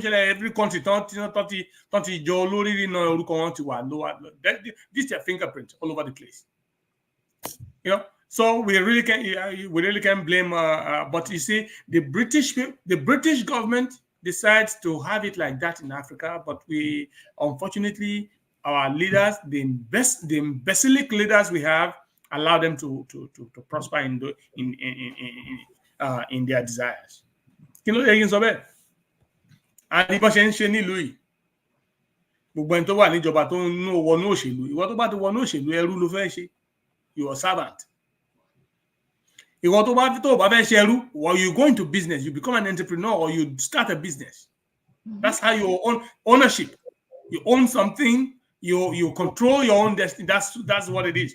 But when you're into politics, because you're gonna be a servant. That's how the pé tó máa ń campaign. I will do this, I will do that. Gbogbo ẹ̀ wà recorded. Because njọ́ tó bá ti win, àwọn tó lose yẹn àtàwọn tó fẹ́ challenge ẹ̀. Táwọn náà fẹ́ wá sí position, náà ti bàbá bẹ̀rẹ̀ sí note ẹ̀ down. Ó lóun ó ṣe báyìí kò ṣe, wọ́n á tètè máa keep diary wọn. Tó wá dìgbà tí election bá tún padà dé, wọ́n á máa rán ọgbà voters létí pé ó lóun ó ṣe báyìí irọ́ ló pa, kò ṣe fún yín. Kí ni ìdí tí ó fi ṣe? Ó lóun ó ṣe báyìí kò ṣe báyìí irọ́ ló pa. And now you are held to account. Kì í ṣe bẹ́ẹ̀ ní orílẹ̀-èdè Nàìjíríà. The more owó tó bá ti jí kó de ìbò tó ń bọ̀ àti oúnjẹ tẹ́ rí kó pamọ́ dìgbà tí ìbò bá dé ẹ tún mú àwọn adìyẹ yín wá àwọn mùsù àti ológbò yín wá ẹgbà ẹjẹ ìyẹn ọpẹ́ fún ẹ lọ dìbò. This is what they're doing. They're calling our people stupid. Unfortunately, our people have no choice because they have no other alternatives of survival. They have to accept. But you see, you can accept and refuse to vote. Dìbò náà àwọn tó fi sípò pé ẹ máa kàbò ìbáwọn èèyàn náà gbowó ní tẹ́ bá sọ síta náà sọ síta. We don't have elections. Àwọn olówó ti sọ pé tó bá máa ṣe tẹ́ bá tó máa ní ìbò míì mọ́ pé bóyá ìgbà tó election 1980 kí ni bàbá yẹn lose tó sọ pé bóyá ní election fún wa ní Nàìjíríà. Ṣé ọ̀rọ̀ ẹ̀wà dàbí ti wò ṣé kò ń ṣe wòlíì nìyẹn? Ṣé election ni ti Olúṣẹ́gun Ọbásanjọ́? Is that elections? Yeah, eléyìí tó ṣẹlẹ̀ pẹ̀lú eléyìí tí ìbá come close láti break nǹkan tí bàbá Awólọ́wọ̀ sọ ní ti Abíọ́lá. Ṣé ẹ wá rí pé kò ṣẹlẹ̀? Yeah, 1979, yeah. Ṣé ẹ rí pé kò ṣẹlẹ̀? Since then, it has always been we put whoever we want to put in office in office. Either the military bastards that cohorts together with the British, or they put their Fulani juntas in there. This has always been this has always been the case. Lórí ọ̀rọ̀ ti Nigeria. Lórí ọ̀rọ̀ Nigeria. Yeah, you can do that. This has always been what has been the case in Nigeria. No elections whatsoever. They be there holding accountable. The same thing. But she be at the federal level, no the state level. Tí bá ṣe pé time will expire by constitution. And to buy it expire, they will coronate another one. But Bola Ahmed fẹ́ kúrò ní governor Lagos State. Ó coronate another leader mẹ́. Kí lorúkọ ilé tó tẹ̀lé yẹn náà o. Tí yẹn náà kọ́kọ́ bẹ̀rẹ̀ tán ló ṣe títí ọ̀nà Èkó tán bó ṣe wọ́n kọ́kọ́ bambuzo. Babátúndé Fáṣọlá. Ìyẹn náà kọ́kọ́ tán ogbé. Wọ́n ní kò kọ́ ní ta ni. What are you talking about? Kò bá wọn jẹ kò bá wọn mu ni kò ṣe ní jẹ kò jẹ níwà kọ̀rọ̀ fi rọ́ pa. Tí yẹn náà bá tó ti wá kúrò bẹ̀rẹ̀ náà tó coronate another one. This is how they do. They coronate themselves. By chance, the Mali opposition to win the elections is very difficult, very rare. It doesn't come around so easy. You know, it came around easy for Buhari to defeat PDP and be the first AC, because he's a Fulani man backed by the British. And because he has the agenda of the British Fulani agenda at heart. Otherwise, it's not easy. Keep PDP president. All of a sudden, all the election time, AC wa wọlé. What did they want Jonathan? Yeah, back away. Have you seen any incumbent in Nigeria, in Africa, losing elections so easily and walking away?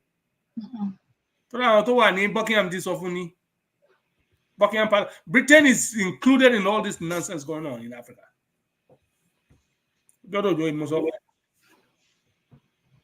Because they have vested interest in ensuring the misery of Africans so that they can continue to loot like they've been doing for over 100 years.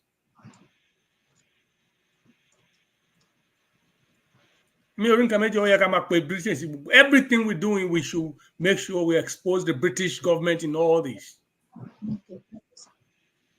America. We'll continue to talk about Britain until, yes, America has its own things too, covertly or overtly. But they're doing the biddings of the British, all in supporting one thing.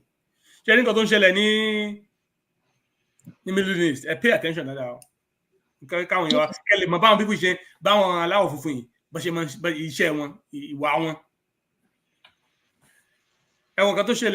Israel, October.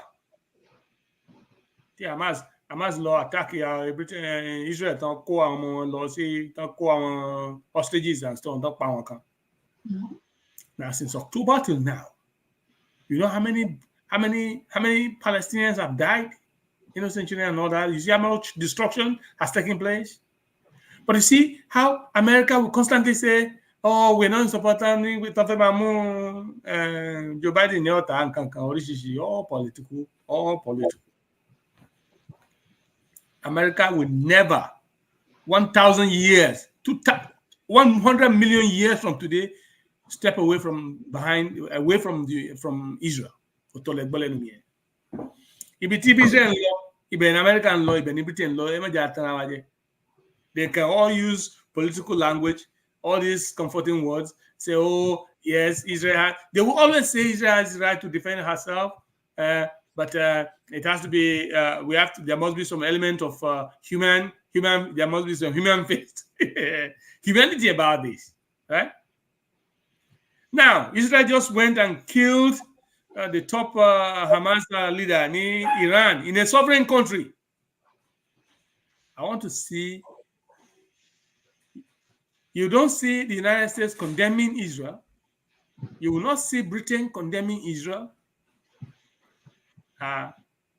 Vladimir Putin, because they have made him look like an outcast now, even though you like Vladimir.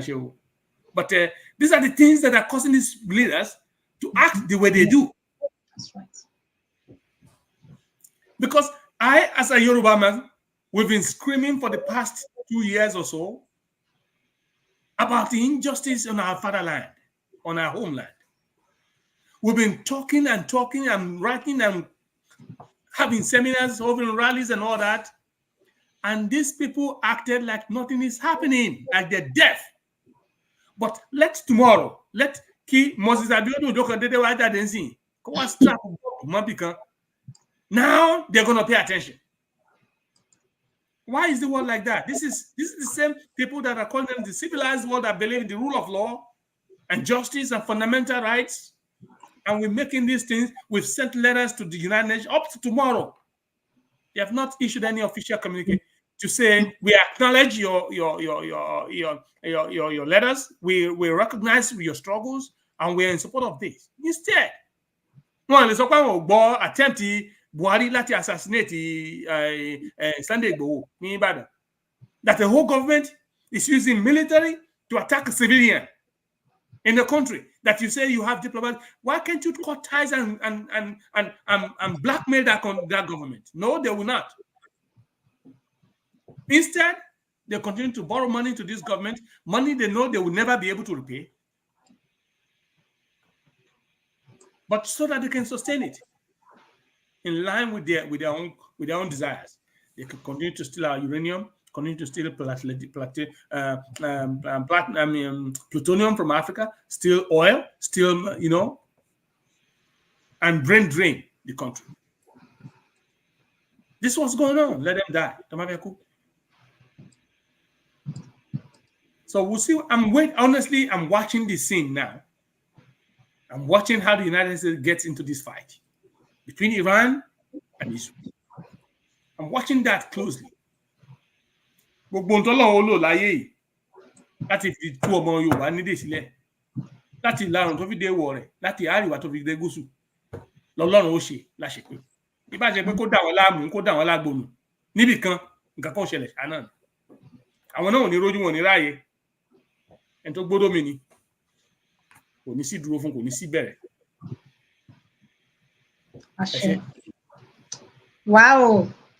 ẹ kú ohùn sà, ẹ kú iṣẹ́ ọpọlọ sà. Mo 1979 ẹ ṣe mọ mi Yẹmí Folúkẹ́, bẹ́ẹ̀ ni nígbà ayé bàbá Awólọ́wọ̀ UPN.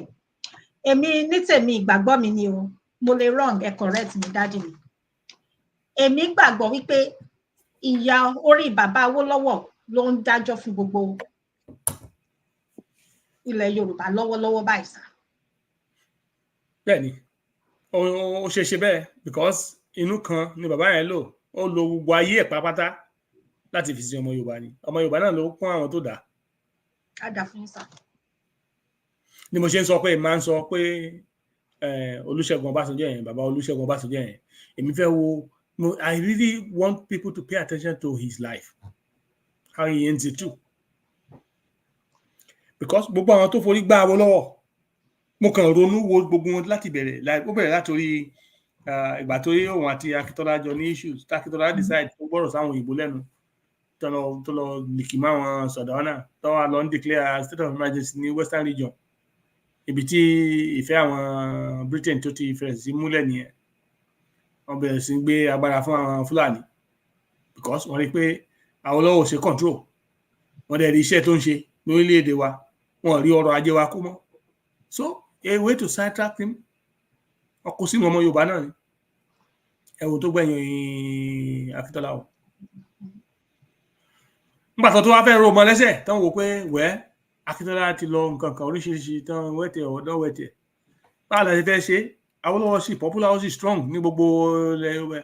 How do we permanently remove this guy? It's too much.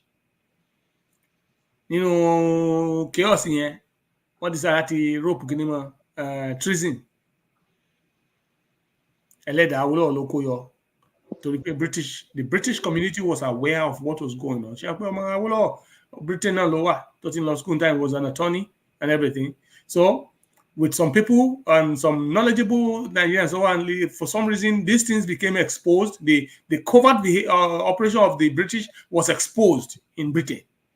And then there was outcry, but you cannot do this.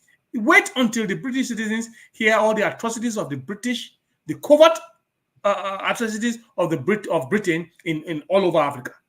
Ẹ̀rí nǹkan tó máa ṣẹlẹ̀ láwọn ìjọba wọn. Mo sọ pé àwọn ọmọ wa wà ń bẹ̀, irú ẹ̀là tó wà ń bì, wọ́n ń gbọ́ wọn máa jọba bára wọn. Their secret will never be covered. It will be exposed. So they were forced because of that uproar, láti change here. From Britain, control legal system in Nigeria. I want to change here from treason to treasonable felony. Instead of Awólọ́wọ̀, because of panic, they want to give money. Finally, I want to change here from treason to treasonable felony and then put him to jail. Kí ni mo fẹ́ ni pé ṣọ́wọ́ ẹ̀mí mọ́ George tó dájọ́ yẹn. Torí mo wo history máa yẹn títí mo study ẹ̀ níbẹ̀ ni. Máa yẹn ń pàpò tó fi kú ni. Skin here. Skin man, and I'm sorry, the man, not out of disregard or I know he has children and they are innocent of all this. They're probably grown up and adults and grandchildren and stuff like that.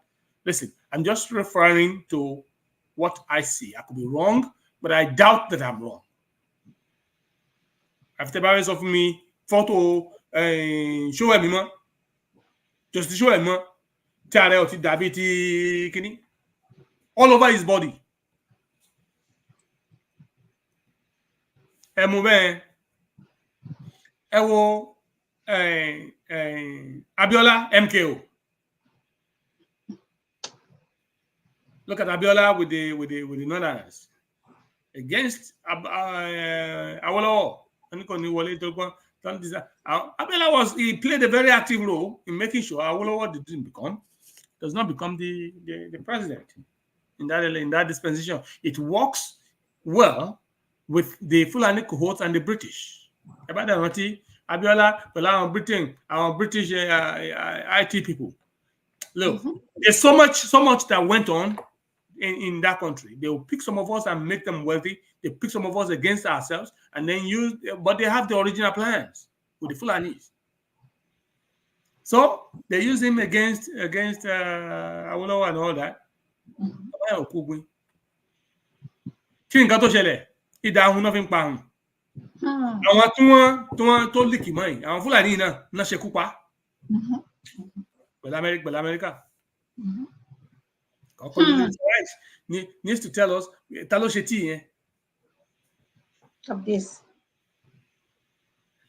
Now, I'm still watching because when I look through the history like that, I was able to pick 3 people like that. Mo fẹ́ wo Ọbásanjọ́. Kọ́lọ́n kó jẹ́ ká àgbàlagbà sáà ni. Àbí? No matter what. Kò lè máa sọ pé kí ọmọ 50 something years kó lọ before bàbá 80 something years. Àbí? Kọ́lọ́n máa ní káwà láyé. Ohun tó máa bó máa yẹn ṣe máa end up, I want to see. Because then my observation would have been good if the end part of this man is great. Of course, but when he's becoming like a nobody anyways. Obasanjo at this point is becoming like a non-entity. Nobody's really recognizing him in the affairs of Nigeria at this point. He doesn't look like a statesman. He doesn't talk like a statesman. He's not recognized like a statesman. But we want to see how he ends up. But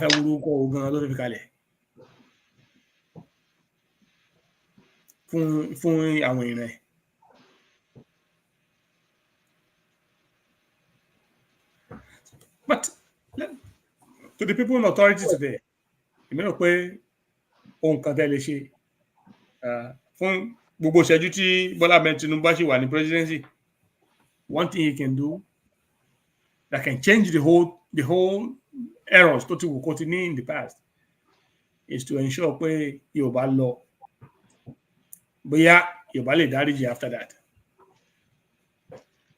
But if you continue to insist thinking pé àwọn ti dọlọ́run kò sọ́la mọ́ ojú wa ni ó ṣe o ọ̀la ń bẹ ọ̀túnla ń bẹ ọjọ́ mẹ́rin òní sì wà àìmọye ọdún lẹ́yìn ẹ̀ ìgbà ló nígbà síkà. If you like, do the right thing. If you like, continue to fool yourself in that kokundoropo wa. Anyway, mo pé inú fún ẹ̀dọ̀fọ́ lò náà wà náà ilé ògbà ọ̀nà ògbà tí ń ṣe wé ara àgbà ó ń lọ ilé kò délé ó ń lo oko kò dóko ó ń toko roko dóko roko tó because he's not comfortable with his own he doesn't know what the next moment is going to be. He's running from Peter to scare. He's running helter skelter everywhere. There's a time I gbọ́ pé Ọlọ́run take leave but àwọn èèyàn fẹ́ protest where he's going on a leave during the protest, a whole president going on leave when you know there's a protest going to happen because he's not sure of what's going on. Àgbọ̀ àwọn aláàfáà wọn tí kírun já wọn tí kí Kùránì tán àwọn òbí tó máa já sí. I can't wait to see where this leads. But again, mo yẹ sọ I have a strong feeling they will be able to buy the leaders of this protest. They probably will be able to buy some of them and quiet the others, kill some, maybe.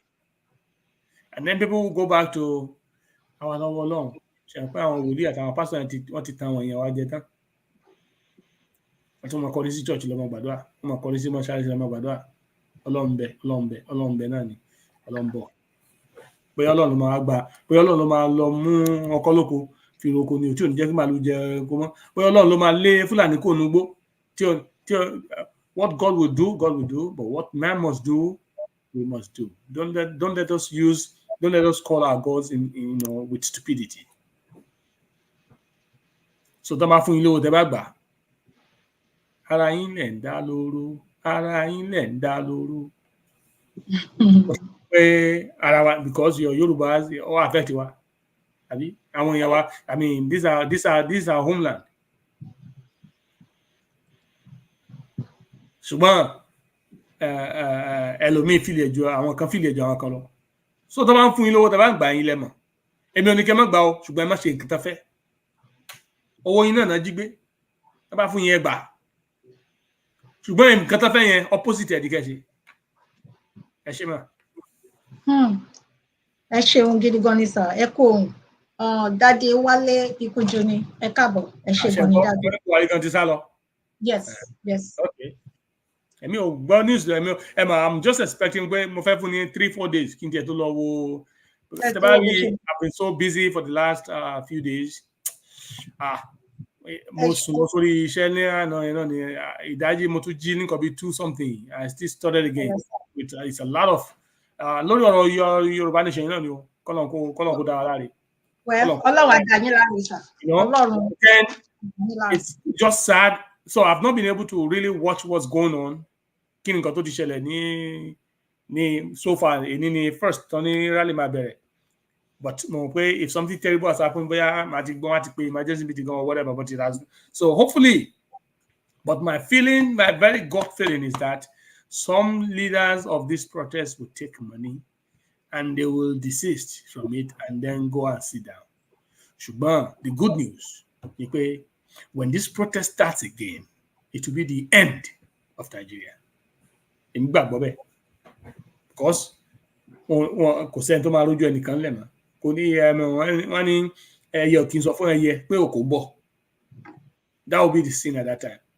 So the mission is each time the man plan rally. I really am not too optimistic about it. At this point, I really don't like to put my finances to supporting things like that anymore because each time we hype something, we're gonna rally, it doesn't work out right. But when it is not planned, when the people just react because of the pain, yes,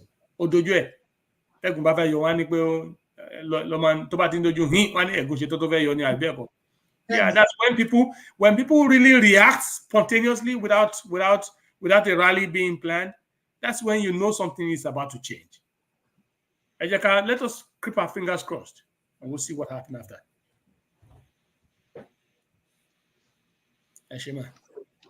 Ẹ ṣeun gan ni sà, ẹ kú ohùn, ẹ kú iṣẹ́ ọpọlọ. Gbogbo lé wọ́n ń gbé fún yín sà. Ọpọlọ yín ó túnbọ̀ máa lé sí i lágbára lọ́wọ́ Ọlọ́run. Ẹ ní ṣubú láíláí. Bákan náà, ẹ kú iṣẹ́ ìran wa. Torí ẹ̀ ni mo ṣe pè yín ní pé tí it's okay, ṣe understand? Ẹ rántí ìgbà tí mo pè yín sà. Because ṣùgbọ́n síbẹ̀, torí mo feel bad. So síbẹ̀ ẹ ṣe kí ni? Ẹlẹ́yin ṣá ó tì o.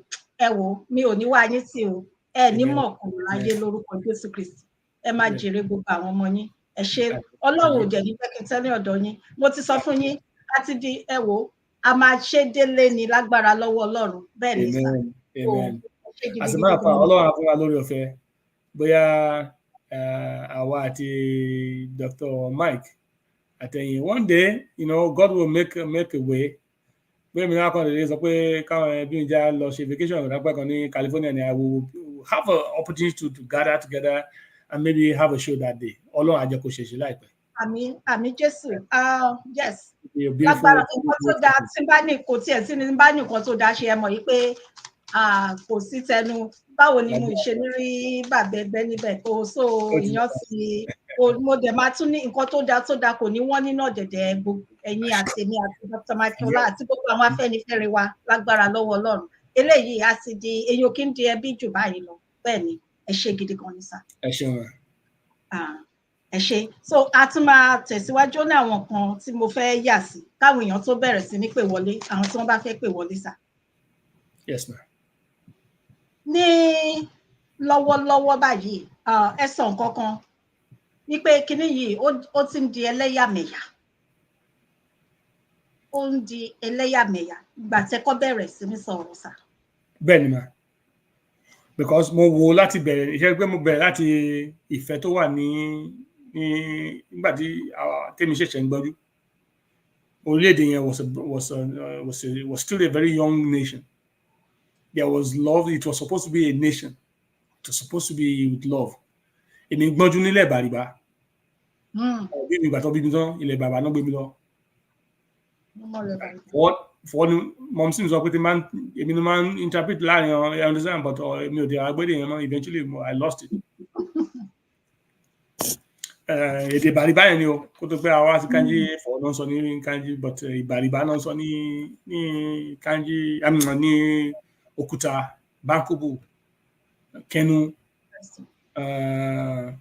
àwọn ìlú yẹn gbogbo this is where I realized to be like I'm a human being. Now, when I was growing up, I grew up among these people that we saw ourselves as a nation. There's no kò sí ẹlẹ́yàmẹ̀yà kankan. Olúkàkùn kéde olúkàkùn bó ṣe understand kò sí ìkùnsínú.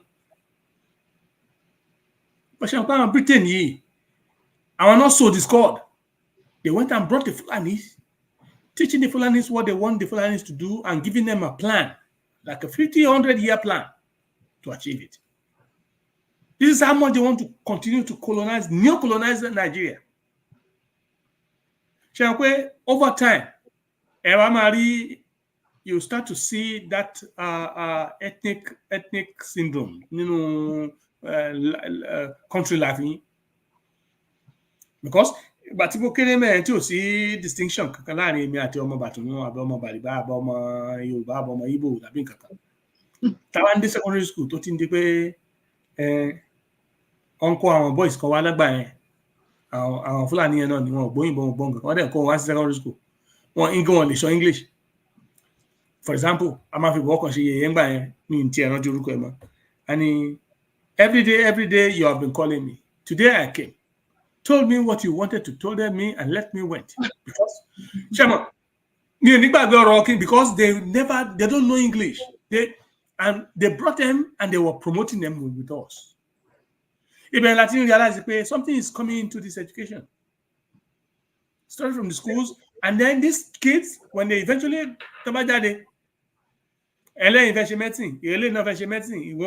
they know where they want to put their boys. And they pay quota system. So when does citizens become unequal? So it came into the federal policy that there should be quota system among citizens.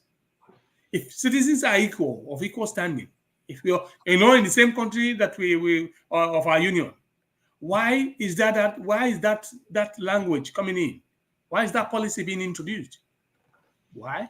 Because the British already told the Fulanis, make sure you go into the military. Make sure power take it. In military, you can seize over power, just secure power. And then you start to put your children into the schools. You cannot compete with the Yorubas anyways, educate academically, because we have graduates, long doctors before the British come to Africa. Graduates before they came to the continent. Now, so you cannot compete with them, but just push them through and say there's going to be a federal quota system. And then push them through, push them through, and then make them to be leaders in government offices, in directorate, this is how they populate all the federal system with the children. And so once that happened, Tifurana, all of a sudden, only to bad les Gambari. Oh, the rich. Tapati de Papa Wolf, too bad les Oza. Yarade, they are about Zulu. You cannot get a job. Now that has now become wide. It has become more open, so everybody became aware. And then you start to see it also in elections.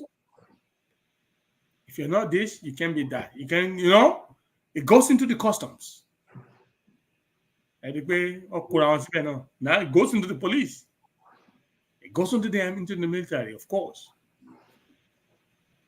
To the point where an ordinary child that has no name in Yoruba land from somewhere in Ibadan cannot become a military officer, cannot be commissioned as a military officer if you don't have a general that can or three generals that can attest that you can go into the NDA as a commissioned officer. What is all that for? And then about the Tutuari, our officers consulting. Okay, they are Yorubas, Abi Igbo, Abi Kinikan, that in the position in the military or in places that matters, you kill them off.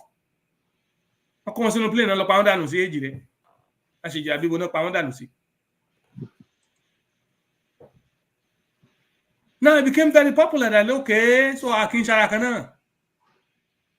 Now we start to realize this is ethnicity, and then gradually this now start to kill people. I Buhari kan ló ti wá dé Congo láti pé wọ́n kó AK-47 lé wọn lọ ẹ̀dẹ̀ ni pé èèyàn kankan gbọ́dọ̀ gbébọn. Ordinary dengon wọ́n máa mú ẹ ní gbòòrò tó bá rìn gbòòrò.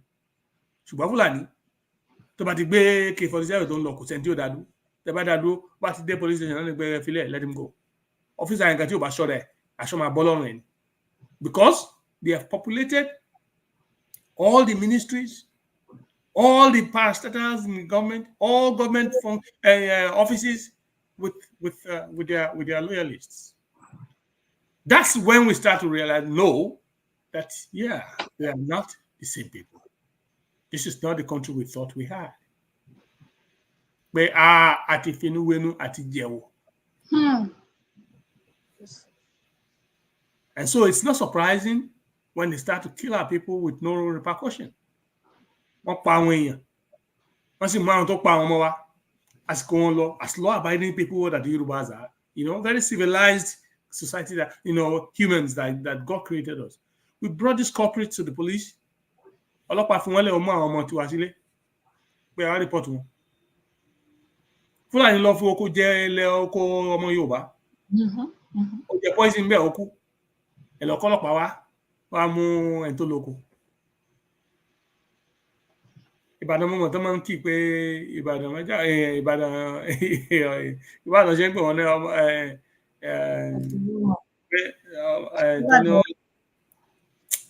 tọ́ní ìwọ náà tó Ìbàdàn bá jáde wọ́n ní pé ìwọ náà ṣe pé tó ń jàre olóhùn. Àwọn Fúlàní náà ń pààyàn tó ń jàre ẹni tó pa. No, they start to kill our people and then get away with it. But àwọn èèyàn wá wò pé ó ti ṣẹlẹ̀ lókè ọya o. Ní tó ṣẹlẹ̀ ńbẹ̀ ló ń bọ̀ bí o. Tẹ̀tún wá ń ṣe hàn lójú gbangba korojú. Táwọn èèyàn tó ń fi ìrònú tẹ̀lá ní pé ẹ fẹ́ pa ọgbọ́ arun. Ó kọ̀nà tágbègbà. Ibẹ̀ ló ti wá busted now. That's when they were busted open wide. They will never like Chief Professor Banji Akintoye. They will never like Sunday Adeyemo because Britain will never like them ever. Because these people, they are very deadly. They have every kind of technology to do their evil works. But they can never take anything past the British. Once you don't mind them. They will be planning some evil, deadly acts. They just come on, olórí wọn kú. Ọlọ́run sì ní fún wọn ṣe. Àmín. Jẹ́ pé gbogbo àwọn tó bá gbé ẹni gbé àti irú olóyè àbí irú àwọn bàbá Akíntóyè bá máa lọ. Kán mọ owó orú ẹni aṣọ tó ń gbà wọ̀ tàbí tó ń fara fọwọ́ kàn àbí bàtà tó ń wọ̀ àbí ó lè ṣaago lásán. You never know what they can put with poison. Ó lè ṣe fìlà, ó lè ṣe glasses, eyeglasses, ó lè jẹ́ ring, ó lè jẹ́ wristwatch, they can put poison in anything. Talk about simmer through your skin and gradually get you off the theater. And then they can continue with their Allah ní fún wọn ṣe. Allah ìdìmọ̀ ní fún wọn ṣe. Aláàbò gbogbo ọmọ Yorùbá pátápátá ní tilé tó kó ní gbogbo ọ̀nà. Àwọn oníwà ìkà ni ìkà ó bí. Àwọn oníwà ìkà ni ìkà ó kà tó bá yá lágbára Ọlọ́run kò dẹ̀ ní pẹ́. Yeah, mo sọ pé yes, there's of course ethnicity in the whole thing. Of course, wọ́n ti capture ọgbà àwọn Hausa náà àwọn èèyàn ò lọ́rọ̀ sọmọ́. Now they want to conquer the Yorubas and then get the whole of Nigeria. It is the British agenda from the start because they never wanted the Yorubas to be in any point. Look, when you send Yorubas out into the world, they see what we do outside. They see the type of intelligence we have, so they will never ever. Trust Abiodun now because we're not to defend Jawaya. There's a preparation for Africans. Okay, ìkòkò tí wọ́n ń sùn sí inú ẹ̀ láti ṣe ọ́ pé àwa la gbé lẹ́yìn ọ̀tún afẹ́fẹ́ fi gé wa jẹ àbí. See what they did to him. Look at what they did to Abiola. Ta ló ń gbọ́ pé MKO Abiola ń kú sí jail. The whole MKO Abiola will go to jail and then be killed and it was done, nothing happened. A whole MKO. Yes. It's like we move Bloomberg Donald Trump, who is Donald Trump? Egbe Bloomberg. Yeah, you put him in jail and you kill him inside jail and nothing happens. Unjustly, for no reason. After winning a landslide election. The freest and fairest in the whole world. Even international communities are certain that. That's to tell you that Nigeria is a special breed. For that injustice, it can never survive. That country will die. That's the British plantation money. That's their mark. That's their farmland. But we say Yoruba nation will no longer be anybody's farmland. It will be a homeland to the Yorubas, with our resources and our people benefiting solely from what our heritage is. Yes, ethnicity in that country. And that's why one of the reasons this country can never, there's no way. I don't have the same feeling that I have for Nigeria when I was like 5 years old, 10 years old, 15 years old. No, I've seen that country and I've seen the atrocities. I've seen the games behind the scenes, and behind the scenes, I've seen what the British have done. Of course, I cannot be friendly with no British government. Yes, we can be civilized to ourselves. We can be civilized to ourselves, but I know exactly what their intentions are for my people and what they've done to our people. Oh, that's the truth. The truth will never leave. The truth will can never be taken away. So don't let us fool ourselves. When they look at you, there's no amount of love and smile. I'm not talking about the innocent Britons. Clearly, there are some the citizens in Britain. A lot of them don't know the atrocities of their government. But you see, when it comes to international dealings and affairs, I cannot trust Britain or any of this Western world.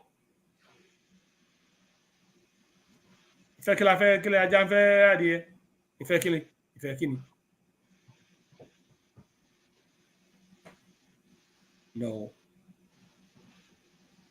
Let us have mutual respect and keep our distance. And when they speak, let us think about it twice or 10 times before we even say a word. Eshima. Wow. Echo ọpọlọ, sir. My children too. My belief, I'm expressing it to my children, they will carry it on. Oh, yes. So we'll see on the Bible terms of me. Only money ni Olúwa.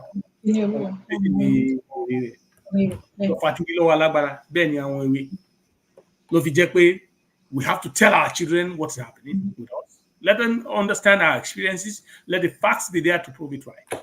And let them go ahead with that belief. Nǹkan tó ṣẹlẹ̀ láàrin Palestine àti Israel ni àwọn. Torí àwọn Palestine àwọn ti kó ìbínú àti èrò ìbànújẹ́ sí àwọn ọmọ wọn nínú. Tó fi jẹ́ pé dọ̀túnla mẹ́wàá. Ìjà tó ń bẹ ní àárín Israel àti Palestine bóyá ló lè parí. Àwọn wo ló fà á? Ẹ̀bi wọn léèrè àwọn náà nù. When they brought Israel to come and resettle down in the Palestinian land in 47, I mean 40. Yes, I think 1947. And then you make them lord over the land, there's some biblical story, history to all of that. I'm not coming from the angle of that at all. I'm coming from an angle of common sense.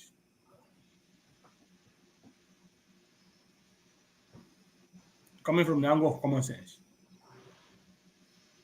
You brought these people to come and you settled them down in that place. Now they occupy the whole place. They occupied people's because I feel like they occupy land. This stupid government saying that we should allow this. What was nonsense that? But I meant to do sign rock and come and feel so that they can become what? Landlords. The owners of the lands. They establish their farmlands in your countries and whatever. They start establishing their local communities. They start having their sheikhs and becoming emirs. And then what happened? They'll kick our Ogbas away. And they already push most of us out of our father's lands anyways. And what happens? They take the political offices in Yoruba land. You start having senators from Yoruba land that are Fulanis. And then they make rules and orders that will not be beneficial to you. They eventually close your Oba's offices and everything and kill everybody off. What are you going to do? Am I being interrupting? No, oh no, ẹ̀yin lẹni floss, ẹ̀yin lẹni This is what is happening. This is what is happening. So we'll continue to expose the British agenda, the evil British agenda to our children born and those yet unborn. Some of us will document these things in writings that will not be extinct, that cannot extinct, that will not be, we'll put it online so it doesn't disappear.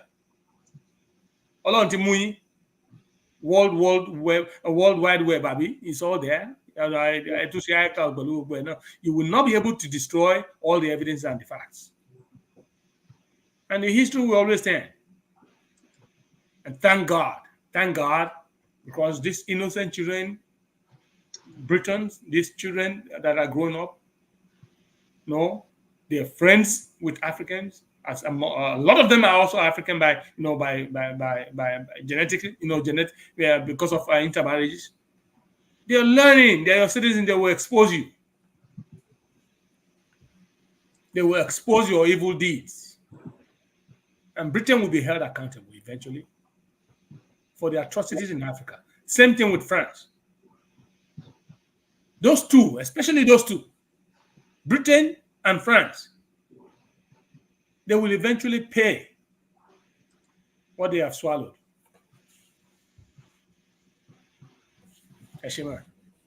Wow.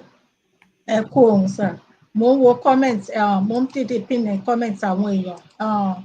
Bàbá wa wọ́n ní ìlú Egypt, Bọ̀kọ́nà Mani Mohammed Maurice ní Egypt. Ṣé ẹ rántí ìtàn máa nìyẹn? Mohammed Morsi tó sọ yìí, ẹ rántí ìtàn ẹ̀? Olówó àwọn ìwèrè yìí náà ni. He's somebody who won election. This is somebody who came into power with majority of the votes. All of a sudden, they start some backyard political gimmicks, and instead of them condemn, and they allow the military to this government. These people never say a word. Mohammed Morsi, this man was the beloved of the Egyptians at that point. Now you allow the same one at the military don't get out. When Morsi was supposed to be a civilian government independently elected, they allowed this military dictator to take over, and they didn't say a word. Why? Because it is to their interest. They just want to get rid of Mubarak.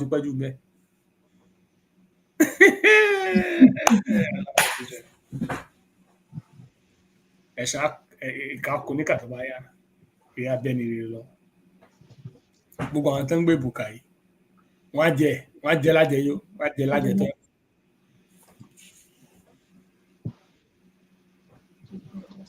Ẹ ṣeun gan ni sà. Bàbá mi Waris Junadu, ẹ káàbọ̀, ẹ ṣé gan ni sà. Ẹ kú ohun sà. Ká tó tẹ̀síwájú kí n tó gbàgbé sà, mo ní ìbéèrè kan. Ṣé ẹ rántí olóògbé Gbénga Owólabí? Mi ò lè ṣe kí n má mú orúkọ wọn wá. Ta lọ sí Maryland fún bẹ́ẹ̀ agbọ́n wa láti Nàìjíríà padà láti wá gbé Amẹ́ríkà lè rí pé ṣe rí nǹkan tó ń ṣe fún wa. Yes. So dára lè wá sí a lọ sí Maryland. Èmi gan mo I was the one that wrote the speech on that. I remember him clearly. Okay, a dára fún yín sà. Ìbéèrè mi ni pé ọmọ orílẹ̀-èdè Amẹ́ríkà ni ó ti ṣe mọ̀, ọmọ ó bí àwọn ọmọ síbẹ̀ bẹ́ẹ̀ ni sà. So wọ́n sọ pé ìjọba orílẹ̀-èdè Amẹ́ríkà ní kí wọ́n gbé wá padà. So ǹjẹ́ gẹ́gẹ́ bí tí kì bá ṣe pé ìjọ lọ́wọ́ nínú, iṣẹ́ wọn ti bá wa ráwọn tó wà nídìí ẹ̀ gẹ́gẹ́ bí orílẹ̀-èdè Amẹ́ríkà tó yẹ pé ọmọ ìlú wọn irú ìṣẹ̀lẹ̀ bẹ́ẹ̀ ṣẹlẹ̀ sí. Ṣe pé nítorí pé máa yẹn lórúkọ lágbègbè ibi tó ń gbé. Ta lè pariwo tẹ́ pé àwọn senators àwọn councilmen tó wà ní àdúgbò yẹn because wọ́n fẹ́ win election. Wọ́n dẹ̀ fẹ́ disaffect community money. They have to do what they have to do to say they're in support of the Yorubas and the condemning the Nigerian government, whatever. But it is the same American government that is sponsoring Boko Haram. You understand? I understand. The same United States government that is sponsoring Boko Haram. based on WikiLeaks information down. Yeah.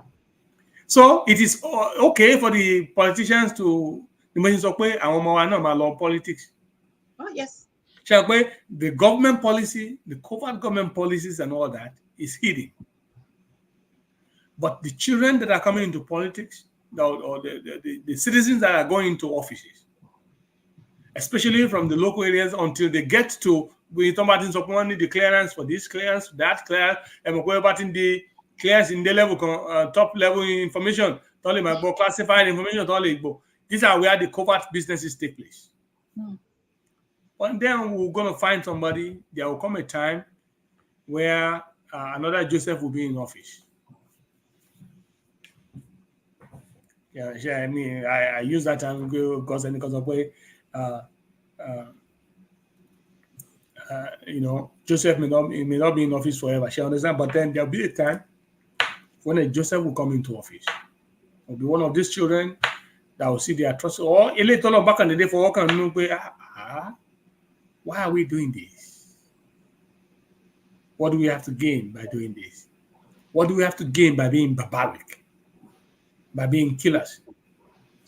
Ṣé ẹ rántí ńgbà debate tí Joe Biden pé Putin ní killer? Ẹ rí pé Donald Trump sọ pé ó ní kíni Joe Biden sọ pé everybody say these things happen.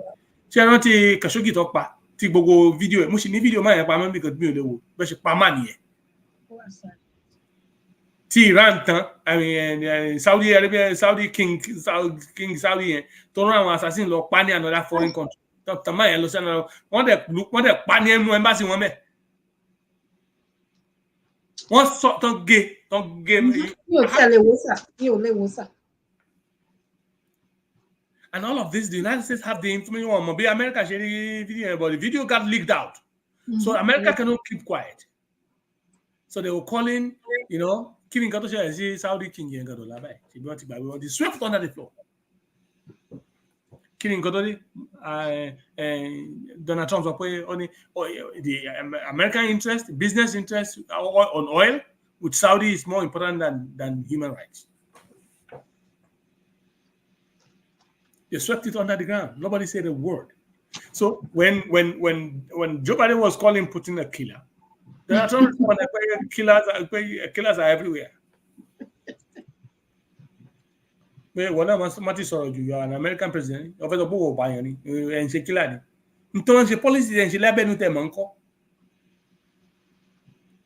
That's why sometimes when Donald Trump try and call this media fake news, they deserve to be destroyed, to really be ridiculed. Because a lot of them are in the FBI, KGB people. They are all the CIA secret intelligence, especially those that eventually progress to high recognition.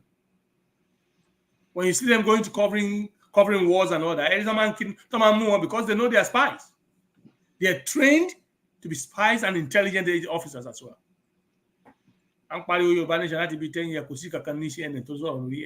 Nobody from CBC ever said a word. Nobody from NBC, nothing. Nobody saying for anything from BBC.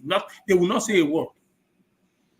But let somebody like Saddam come and attack their interest in Kuwait. You see when they start to talk evil about that government. Nigerian government, Niger. Won't like it on this sorrow.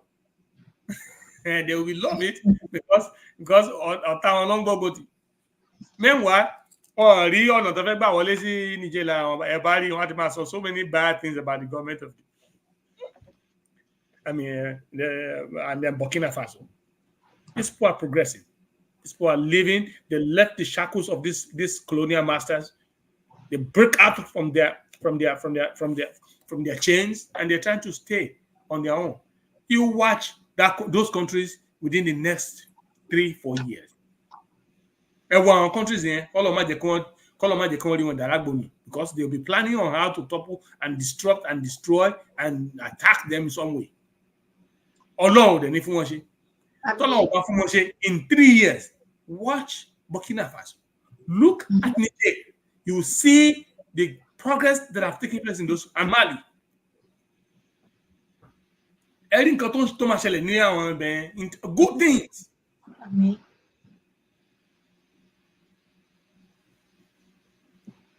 Mo sọ pé kí ọmọ Yorùbá dádó tá a bá dádó ọdún 5 pẹ́ jù Dubai yájú ni. Because èmi mọ̀ pé tí ilẹ̀ Yorùbá bá dádó, the whole Yoruba state will become a construction zone. We have the resources to build. And we have the manpower to employ people. How many èèyàn tí ò níṣẹ́? Tó máa níṣẹ́. And you see where now we have the right now to go and get medical care. Because the health of our citizens will be number one, and the well-being of our citizens. And the care of our elders. Ilé ìta ṣiṣẹ́ ń gbòòrò tá ń gbọ́n tá ń kógbẹ́ onígbẹ́ ń bì. Káwọn èèyàn wá dé padà sílé ká lè máa tọ́jú àwọn bàbá àti ìyá wa tó ti dàgbà tó ń darúgbó. Kí ètò wà fún àwọn òṣìṣẹ́ tó ń ṣiṣẹ́. Kí ètò wà fún àwọn ọ̀dọ́. Láti diversify and invest. Let us invest massively in them. Kó lókà kó mọ ibi tí skills ẹ̀ wà, kó dẹ̀ pursue it and get their dreams achieved in life. And let us face our infants and make sure we train them, we provide for them and care for them and protect them. And let us compete with the rest of the world. Let us compete with the rest of the world. Káwo ẹni tó lọ ń gbèsè lẹ́yìn ju ẹni jù nínú gbogbo ayé ní ilé ayé bí ìṣẹ̀ràn Yorùbá. Ẹ ṣé jàre. Wow, tá bá ní ká máa lọ títí a sì máa tẹ̀síwájú lágbára lọ́wọ́ Ọlọ́run because ọ̀rọ̀ yan kì í ṣe ọ̀rọ̀ ọjọ́ kan tí èèyàn máa jò no ó pọ̀ gan ni ó pọ̀ bí iyanrìn wọ́n kí ní ṣe rí ẹ ṣé gan ni ẹ ṣé tẹ́ bá mi. Ẹ ṣé o, thank you so much. Ní ti ètò ilé ìwòsàn lẹ́nu ọjọ́ mẹ́ta yìí sà tẹ́ bá wò mo rí ètò ní orí Oríyọmí Amsat lọ́dọ̀ Dr. Oríyọmí Amsat arákùnrin kan tí ó lọ síbẹ̀ torí yẹ pàdánù ẹ̀mí ẹ̀ so àwọn láti gbé gbogbo nǹkan tẹ̀ ń sọ lẹ́yìn láti gbé lẹ́yìn náà ni ẹjọ́ yẹn wà nílẹ̀ nísìn torí pé wọ́n fún ní oògùn tí ò yẹ tó ti bàjẹ́ oògùn tí ò dára ni wọ́n fún un síbẹ̀ wọ́n sì ń dúró pé àwọn jàre wọ́n ń jìjẹ̀bi torí pé wọ́n mọ àwọn èèyàn sí ìjọba kódà lọ́wọ́lọ́wọ́ báyìí a gbọ́ pé gómìnà ìpínlẹ̀ Ọ̀yọ́ gómìnà ìpínlẹ̀ Ògùn wọ́n ti sá kúrò nílé gẹ́gẹ́ bí nǹkan tá a gbọ́ wọ́n ti sá wọn lè dúró láti lè bá àwọn aráàlú sọ̀rọ̀ àbí ẹ̀yin àti èmi mọ̀ dádì ní ibi tí ẹ wà sà tí àwọn aráàlú bá jáde láti fi ẹ̀dùn ọkàn wọn hàn gómìnà ìpínlẹ̀ ibi tí ẹ wà kí ló máa ṣe sáwọn tí wọ́n jáde sà. Ó ti dẹrẹ kó jáde kó wá sọ̀rọ̀ kó pẹ̀tù sí wọn pé kò rí bẹ́ẹ̀ kó dẹ̀ sọ ká kí ni àwọn fẹ́ ṣe láti àdírẹ́sì situation wọn kò ṣe Nàìjíríà wọn rí àwọn èèyàn wà léèyàn these leaders I mean the so-called political leaders in Nigeria they don't see the citizens as human beings wọ́n ti mú ẹ̀jẹ̀ débi pé wọ́n ti fẹ̀jẹ̀ èèyàn wọ́n débi pé wọ́n rí wa bí èèyàn mọ́ páàgùn ti bo ọpọlọ wọn dé wọ́n ríran pé èèyàn làwọn èèyàn mọ́ tó bá ti ń sọmọ wọn tí o ń ṣe ẹbí wọn tó ń ṣe ìyá wọn tàbí bàbá wọn tí wọ́n ti ṣe ìyàwó wọn tàbí àlè wọn wọ́n mọ̀ pé èèyàn kan ń bẹ. They just believe they have access to power and they can use it at will. So, I don't understand how a governor I can decide pé ẹni báyìí ló ń fẹ́ lọ gbé kán lọ fi law enforcement gbé. You don't charge people. You know, it's so strange. This is the mindset. This is the type of people we live with. A governor will assume the power of law enforcement and order the arrest of people. You understand? Bẹ́ẹ̀ni sà. Wọ́n bí mẹ́wàá ìyá Hokolga, Governor Hoku ní New York. Ó kàn déédéé sọ pé kọ́lọ́pàá kan kó wọ́n sọ pé ó kàn déédéé sọ fún commissioner of police pé ẹ lọ arrest lágbájá. Wọ́n ní bílẹ̀ rẹ̀ ìyẹn náà ká bílẹ̀ rẹ̀ pé what you been it? What are you doing? Ṣé kí ló mú ná?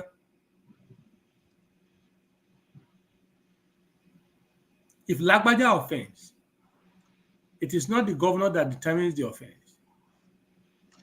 The witnesses or whatever, if you to discover it, The law enforcement will be the one to invite and interrogate or investigate. And then they'll have to institute constitute a panel to review. Should there be an indictment?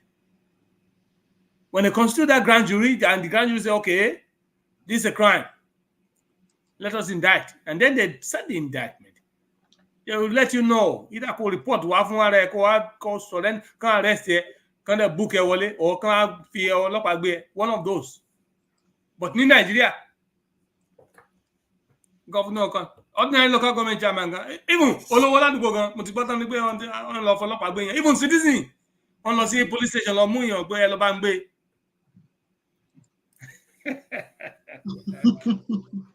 that's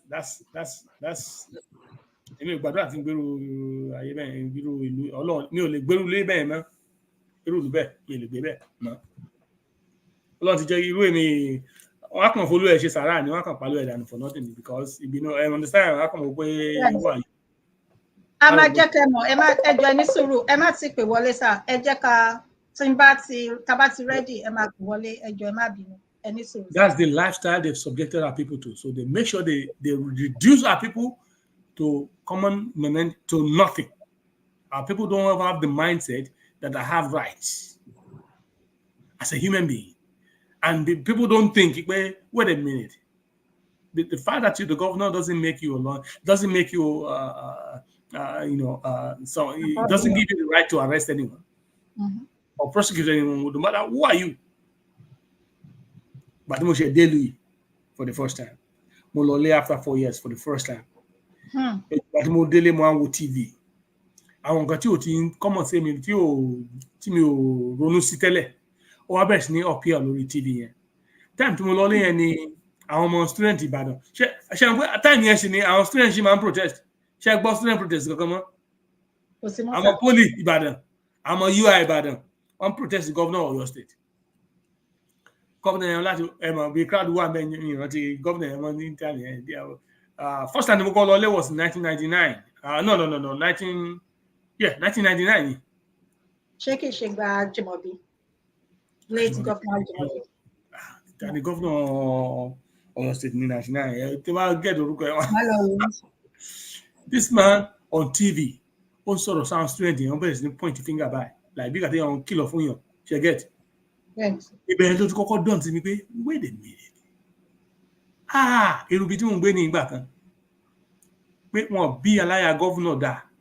Ó náwó sí gbogbo èèyàn bí eléyìí. You common servant of the people that can turn a move pé turn lè sọ pé kan yọ kúrò ní ìṣẹ́jú àyà kan. Lamadeshina. Lamadeshina. Mi nígbàgbé no crowd. But when she the video, he was talking to people and he was pointing fingers like this, like one away. And the students were screaming and were shouting and everything. Mo sure pé ó máa ní káwọn àwọn ọlọ́pàá kọ̀ọ̀kan tó bá mọ bọ́ yẹn kọ́ yá kọ́ ìdá kan mú bọ́ yẹn má bẹ́ kán wò pé ẹnu ẹ̀ ti pọ̀ jù láàrin àwọn ìròyìn àwọn tó jẹ́ bí leaders and protesters àwọn tó ń protest yẹn or couple lọ silence yẹn gan. Àwọn ìgbà táwọn bá fẹ́ jẹ ẹ̀wẹ̀. Wọ́n lè ṣe bẹ́ẹ̀ wọ́n dá so many òbí lóró ṣe mọ̀ so many òbí ló pàdánù ọmọ tó pé lórí for no reason àwọn sì ń gbélé ayé wọn náà wá ṣe rere wọn náà wọn mọ̀ wá ṣe rere tó bó bá ṣe yẹ kó rí tèmi ni ẹ̀san lọ́lọ́run sọ Ọlọ́run á san fún olúkálùkù. Àmín.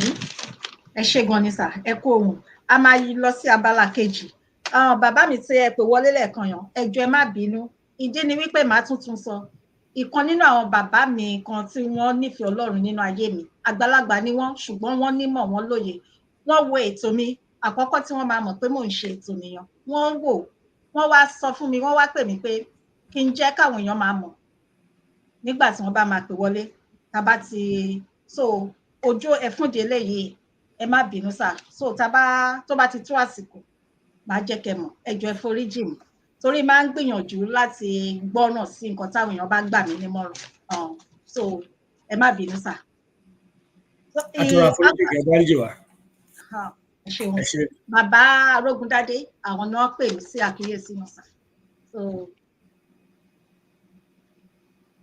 ìkejì tá a máa lọ nísìnyí ní ọ̀sẹ̀ tí ó kọjá ṣọ̀sẹ̀ tó kọjá ni nínú oṣù tó kọjá sà, ọba Ọ̀yọ́túnjí ní ìpínlẹ̀ kan ní orílẹ̀-èdè Amẹ́ríkà sà. Bẹ́ẹ̀ni. Ó wájà. Bẹ́ẹ̀ni sà. Bẹ́ẹ̀ni, kọ́lọ́n kó dẹ̀lẹ̀ fún. Ṣe àwọn pé Yorùbá ò dùn lẹ́nu ẹ̀ lọ títí because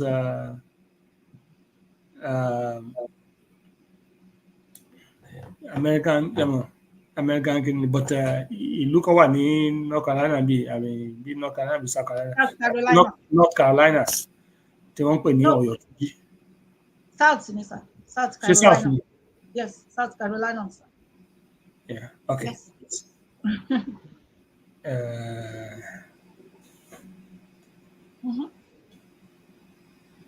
Ẹ̀yin ọ̀wọ̀ sir. Bẹ́ẹ̀ni, South Carolina ni ẹ ṣe South Carolina ni. So ìlú yẹn wà ńbẹ̀, ìgbà tí mi ti rí mo ti máa ń gbọ́ pé Ọ̀yọ́túnjí pé ìlú Yorùbá ni. Mo rò pé bóyá àwọn ọmọ Yorùbá eventually wọ́n kó wa lẹ́rú pọ̀ wá sí ìlú yìí, wá sí plantation wọn, àwọn Britain yẹn náà ni. Àwọn náà kó gbogbo plantation wọn l'Amẹ́ríkà tẹ́lẹ̀ ọ̀jọ̀ mọ̀ bẹ́ẹ̀. Oko ẹrú wọn tán kọ́ àwọn tán tọ́pọ̀ àwọn ẹrú sí tàbí fi wọ́n ṣe iṣẹ́ oko ní Amẹ́ríkà yìí. Tako gbogbo àwọn native Indians náà kọ́ gbogbo wọn náà lẹ́rú papọ̀. Now àwọn ọmọ wọn tó wá tán ní kọ́ máa ṣe olórí wọn bíi tó ti ń bímọ tó ti ń ṣe làwọn náà wọ́n pé you know what, a lè sàn sákọ́lẹ̀ mọ́ ẹja àgbàlú yìí fúnra wa. Ṣe rí pé omi tẹ̀yìn ògbọ́n Britain lẹ́nu tó máa ṣẹlẹ̀ sí wọn náà gbẹ̀yìn. Ìyẹ́rí Adétọ́ndé yẹn ó yìí máa di ti èèyàn dúdú ẹ lọ kọ̀rọ̀ mi ká. Wọ́n ní jàǹbá gbé jàǹbá gbà bó ṣe máa rí nìyẹn. Àmín. So kò yà mí lẹ́nu gbogbo ilé tó ń ṣẹlẹ̀ láàrin palace wọn yìí. I'm not surprised. It will eventually come to a point where the crown eventually will belong to the head of a black king or queen. You watch.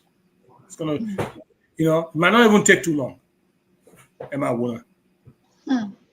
So, ìlú yẹn wà ńbẹ̀ tán pé so wọ́n dẹ̀ máa ń jẹ ọba ńbẹ̀ tó tọ́.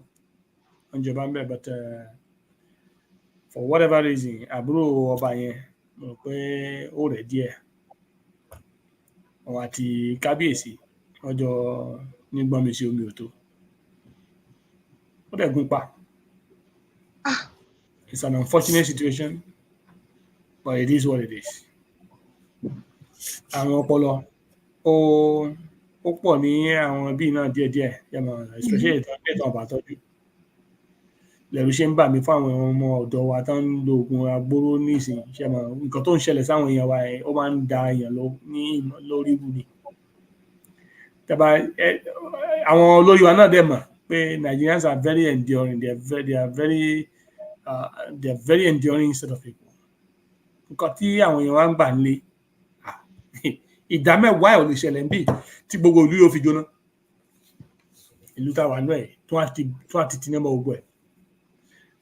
Ẹ̀rọ gbogbo àti tọ́lọ́pàá lu ẹnìkan pa ní Utah kan ni àbí Minnesota. Irọ́ kò ṣe recently àwọn 1990 something ni mo sọ yìí. Tí gbogbo ìlú tó bẹ̀rẹ̀ sí ní dáná sun everywhere. Wọ́n dáná èmi sí Africa kò tẹ̀ mí ẹ̀. Wọ́n dáná sun gbogbo city àwọn major cities wọn lọ challenge lọ. They were burning the whole place down. 90 kìlẹ̀ pè sà. Around 1990 something kí lorúkọ máa tán ọlọ́pàá tán lù ní lùkulù ni. Kò kú o. The man did not die. Mo many times sir. Mo many times ní LA, ní California, ní Southern. Yes, ní California. Yes, Rodney King. Rodney King. Ẹ ṣeun. Thank you so much. Yes. Rodney King. The police were using batons to hit, and the cameras were showing this on TV. They caught that. Yeah.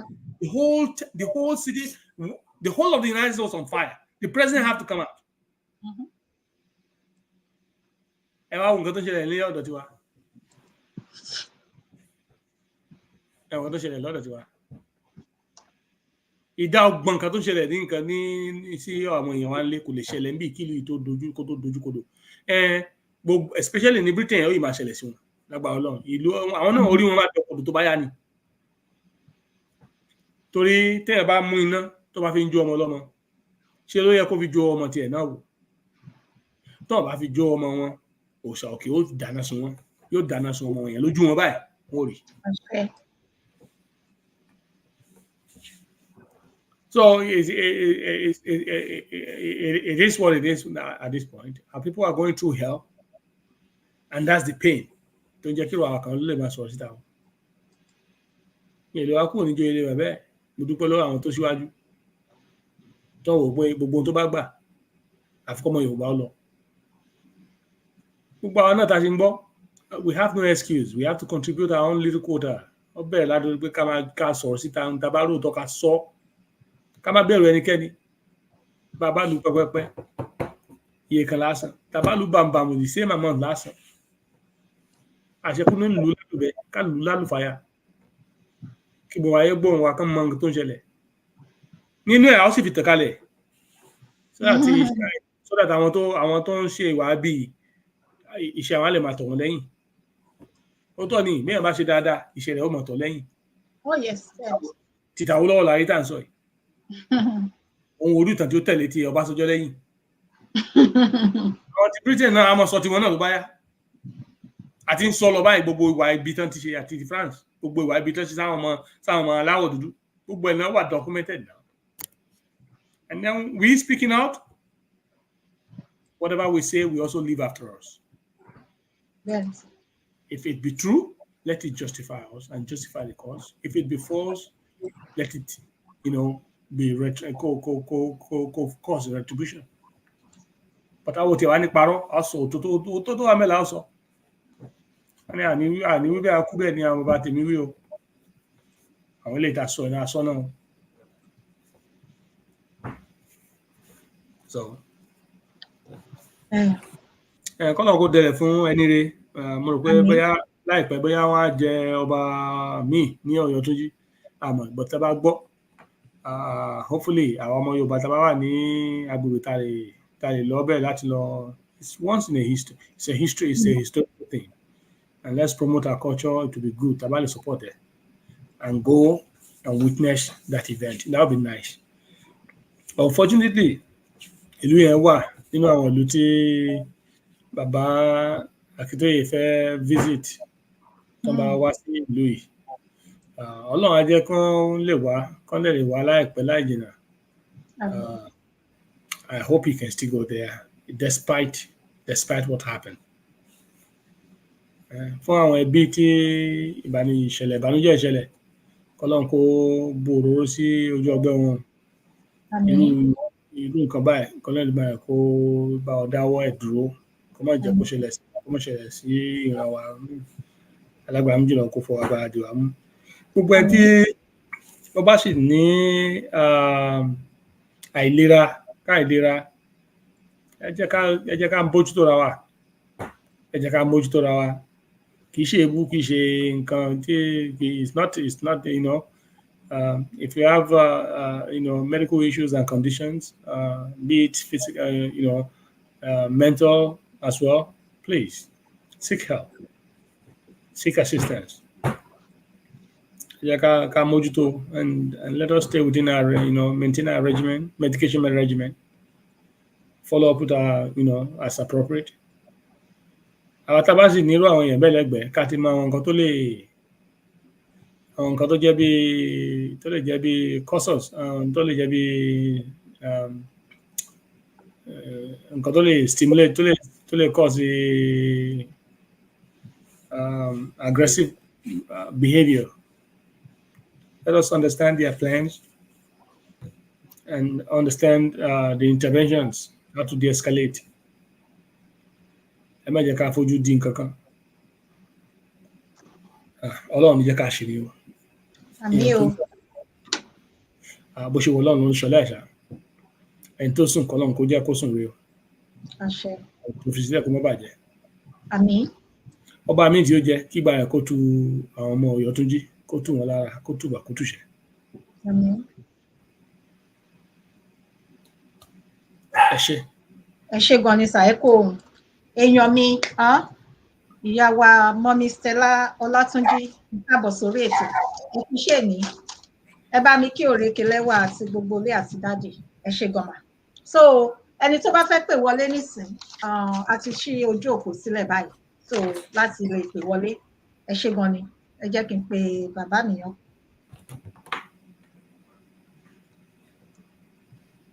Ẹ má bínú o. Okay. Mo ti ń pè yín padà bàbá o. Ẹ pẹ̀lẹ́ sà. Ẹ má bínú pé mo interrupt. No. Ẹ ṣeun, ẹ kú ìbínú. Thank you so much for your understanding, sir. Wọ́n ń gbọ́ yín sà, wọ́n ń gbọ́ yín. Okay, daddy. Ẹ ṣé gan. Wọ́n dẹ̀ kú làákàyè. Ẹ ṣe wọn. Ẹ sà. Ṣé kíní kan mo fẹ́ ká mọ̀ ni pé ìwà ọ̀làjú ó sì wà lára tó ń bá wa ọmọ Yorùbá jà. Ṣé rí tí ẹ̀dọ́ ìwà ti ṣe nǹkan ní bó ṣe kó ṣe nǹkan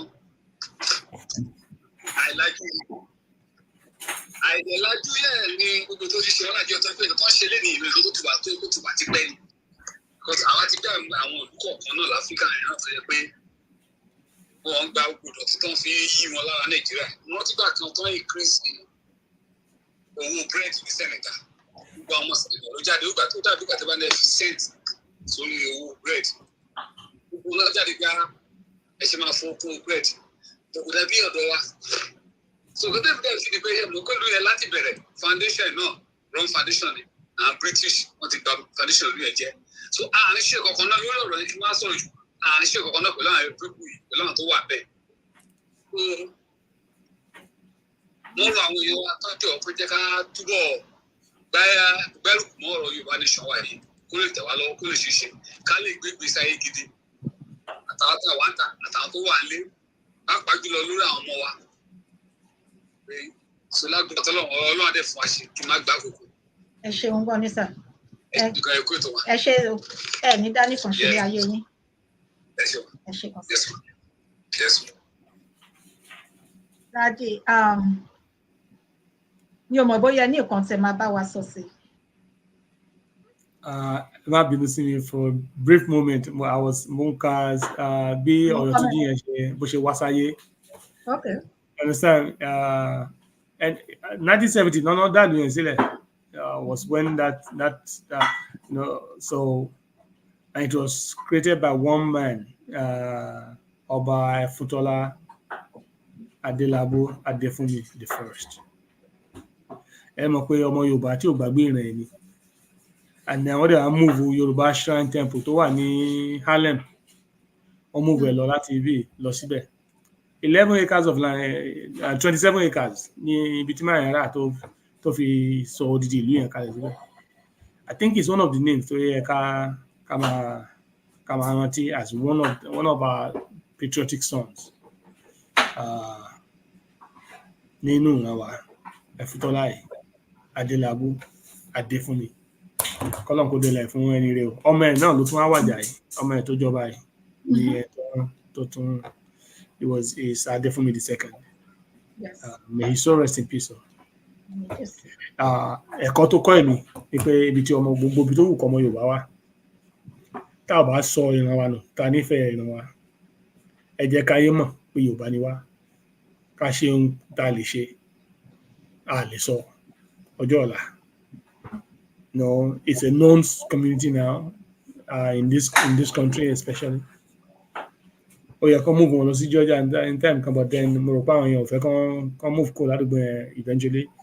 So it's wherever we are as children of Oduduwa, let us be proud of our heritage and let people know, everyone around us, let them know our history, let them know sell our heritage to them, and you never know where that could lead. Ẹ ṣeun gan ni sir. Ọ̀rẹ́ mi gangan tí wọ́n ń kí yín o, àwọn ṣe rí pé àwọn tèmi ọ̀rẹ́ mi àṣẹmọ̀ wọ́n ń kí yín ní àdúgbò àwọn Dr. Michael Ọlá ni wọ́n wà níbẹ̀. Ẹ ṣé o, ìyá wa Stella Ọlátúnjí, ẹ ṣé gan ni, àjọṣe wò ló ẹ ṣé mo dúpẹ́. God bless you ma. So tẹ bá tún rẹ́ni tó fẹ́ pè wọlé ká tó mú ètò tèmi wá sí parí, torí tẹ bá rí i pé jáde wọ́n ní láti lọ rest nínú pé kò sí àyè wọ́n tún wá àyè. So tí a bá rí ẹni tó bá fẹ́ pè wọlé ẹ jọ̀wọ́ ẹ bá wa ṣe. So nígbà tí à ń dúró gẹ́gẹ́ bí láti orí ìkànnì yìí, torí pé ètò Yorùbá ni,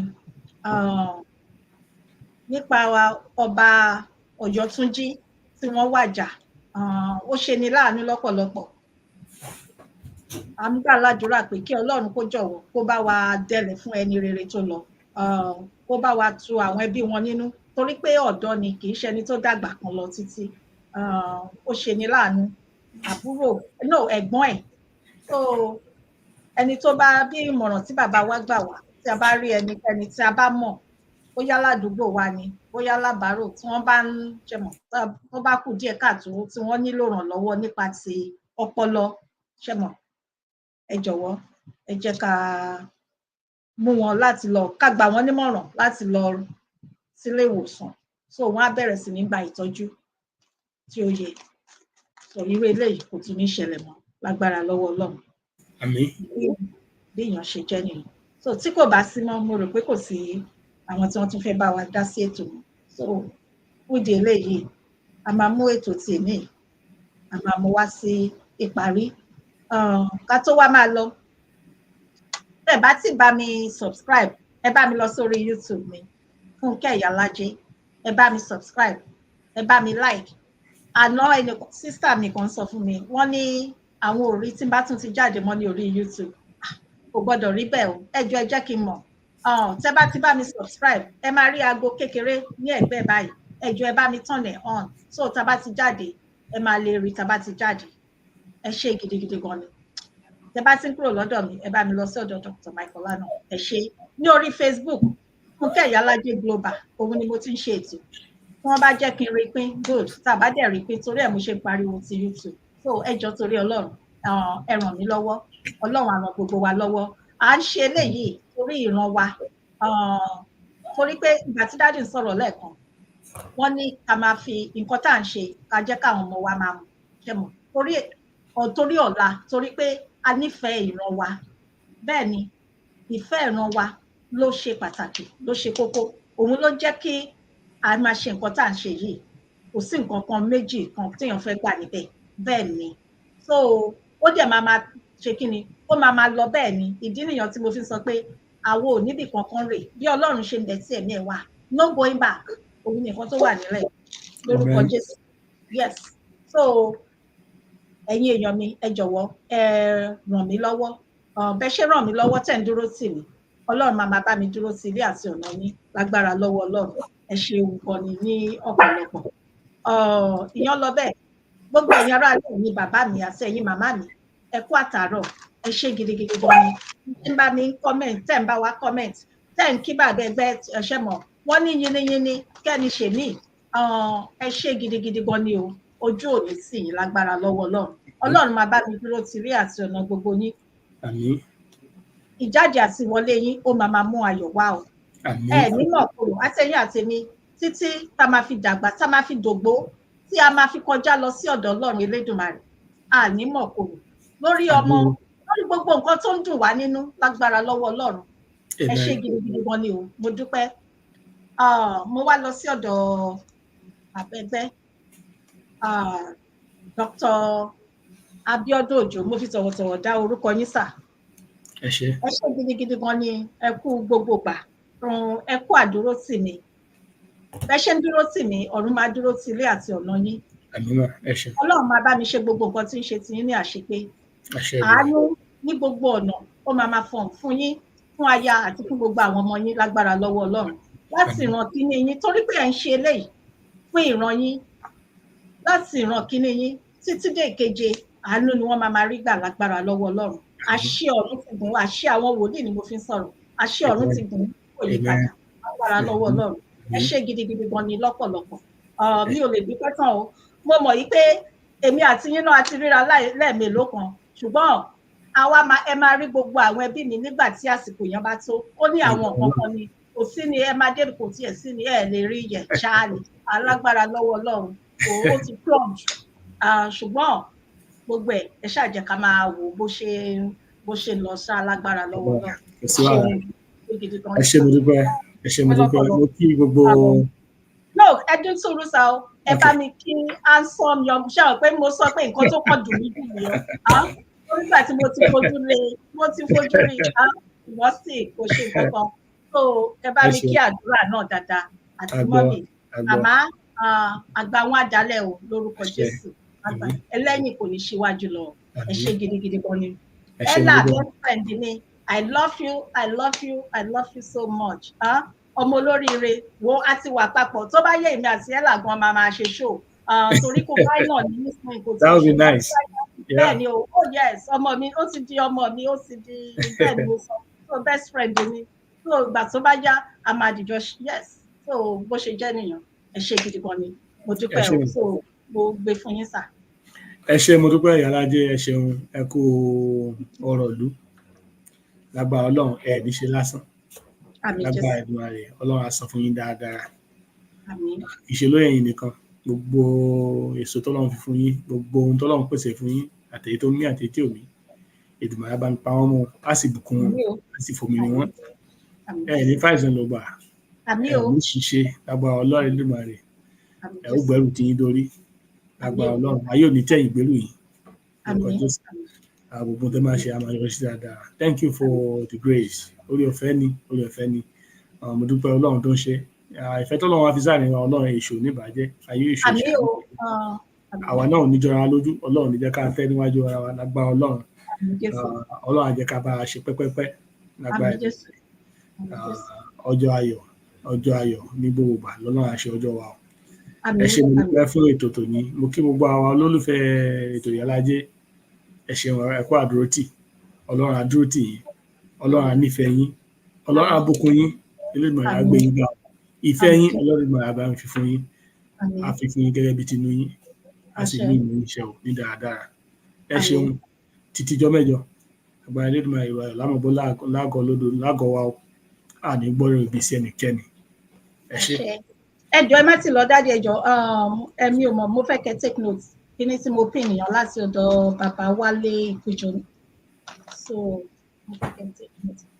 Okay. Unfortunately, I'm an ex-committee ní ọ̀la, but I came here as a person, not on behalf of any kini. But yes, I think so. I think lórí àwọn platforms kankan.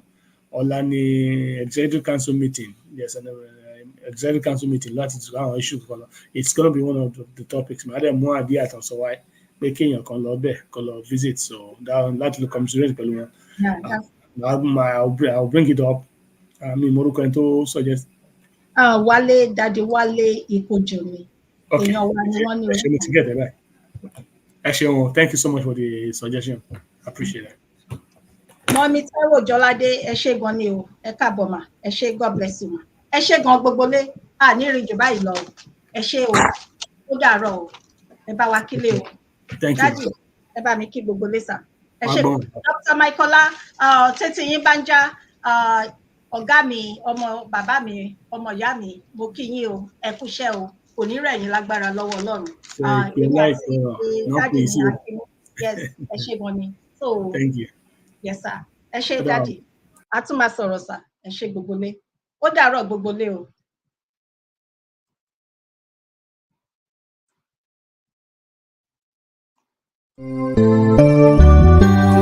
Ìyálájé ti dé o aláyọ̀. Fúnkẹ́ Ìyálájé ti dé.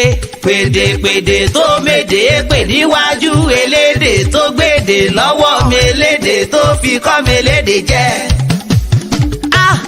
Ìyálájé mi Fúnkẹ́ o. Sọ̀rọ̀sọ̀rọ̀ tó mòye o. A fẹ́ gbọ́ ẹ. Ẹ yàtọ̀ sáwọn gbàǹtọ́ ẹ Yorùbá bá wọn lẹ́jẹ́.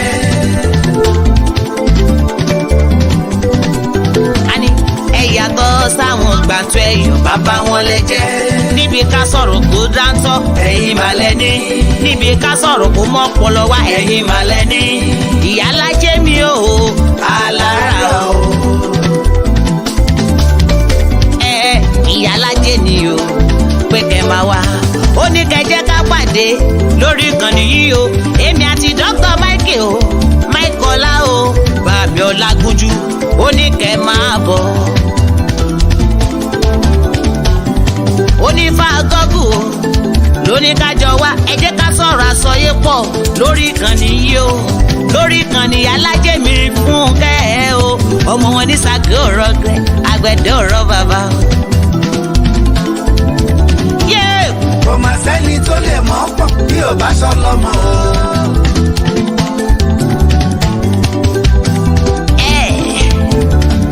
ìyálájẹ́ àti Dr. Michael àwọn sani. náà lè ṣe o náà lè ṣe. ìyálájẹ́ àti Dr. Michael àwọn sani. náà lè ṣe o náà lè ṣe.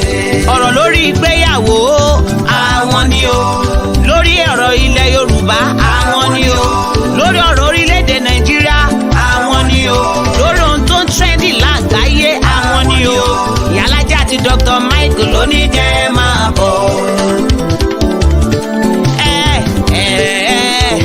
ẹ máa bọ̀. ẹ jẹ́ ká jọ bọ̀. ẹ̀yin ará mi ẹ jẹ́ ká bọ̀. ẹ máa bọ̀. ẹ jẹ́ ká jọ bọ̀. ẹ̀yin ará mi ẹ jẹ́ ká bọ̀. Bàmí Moses Abiodun Òjó ló ní wípé ẹ jẹ́ ká yọ o. ẹ mú kalẹ̀ sílẹ̀ ẹ wá gbọ́ wa o. ọ̀rọ̀ tó dáńtọ́ ọ̀rọ̀ tó kún ọ̀rọ̀ tó mọ́pọlọ wá tó mú làákà ìdání. ẹ mú kalẹ̀ sílẹ̀ jẹ́ ká jọ gbọ́. Dr. Moses Abiodun ọmọ wọn ní Ìgbàjọ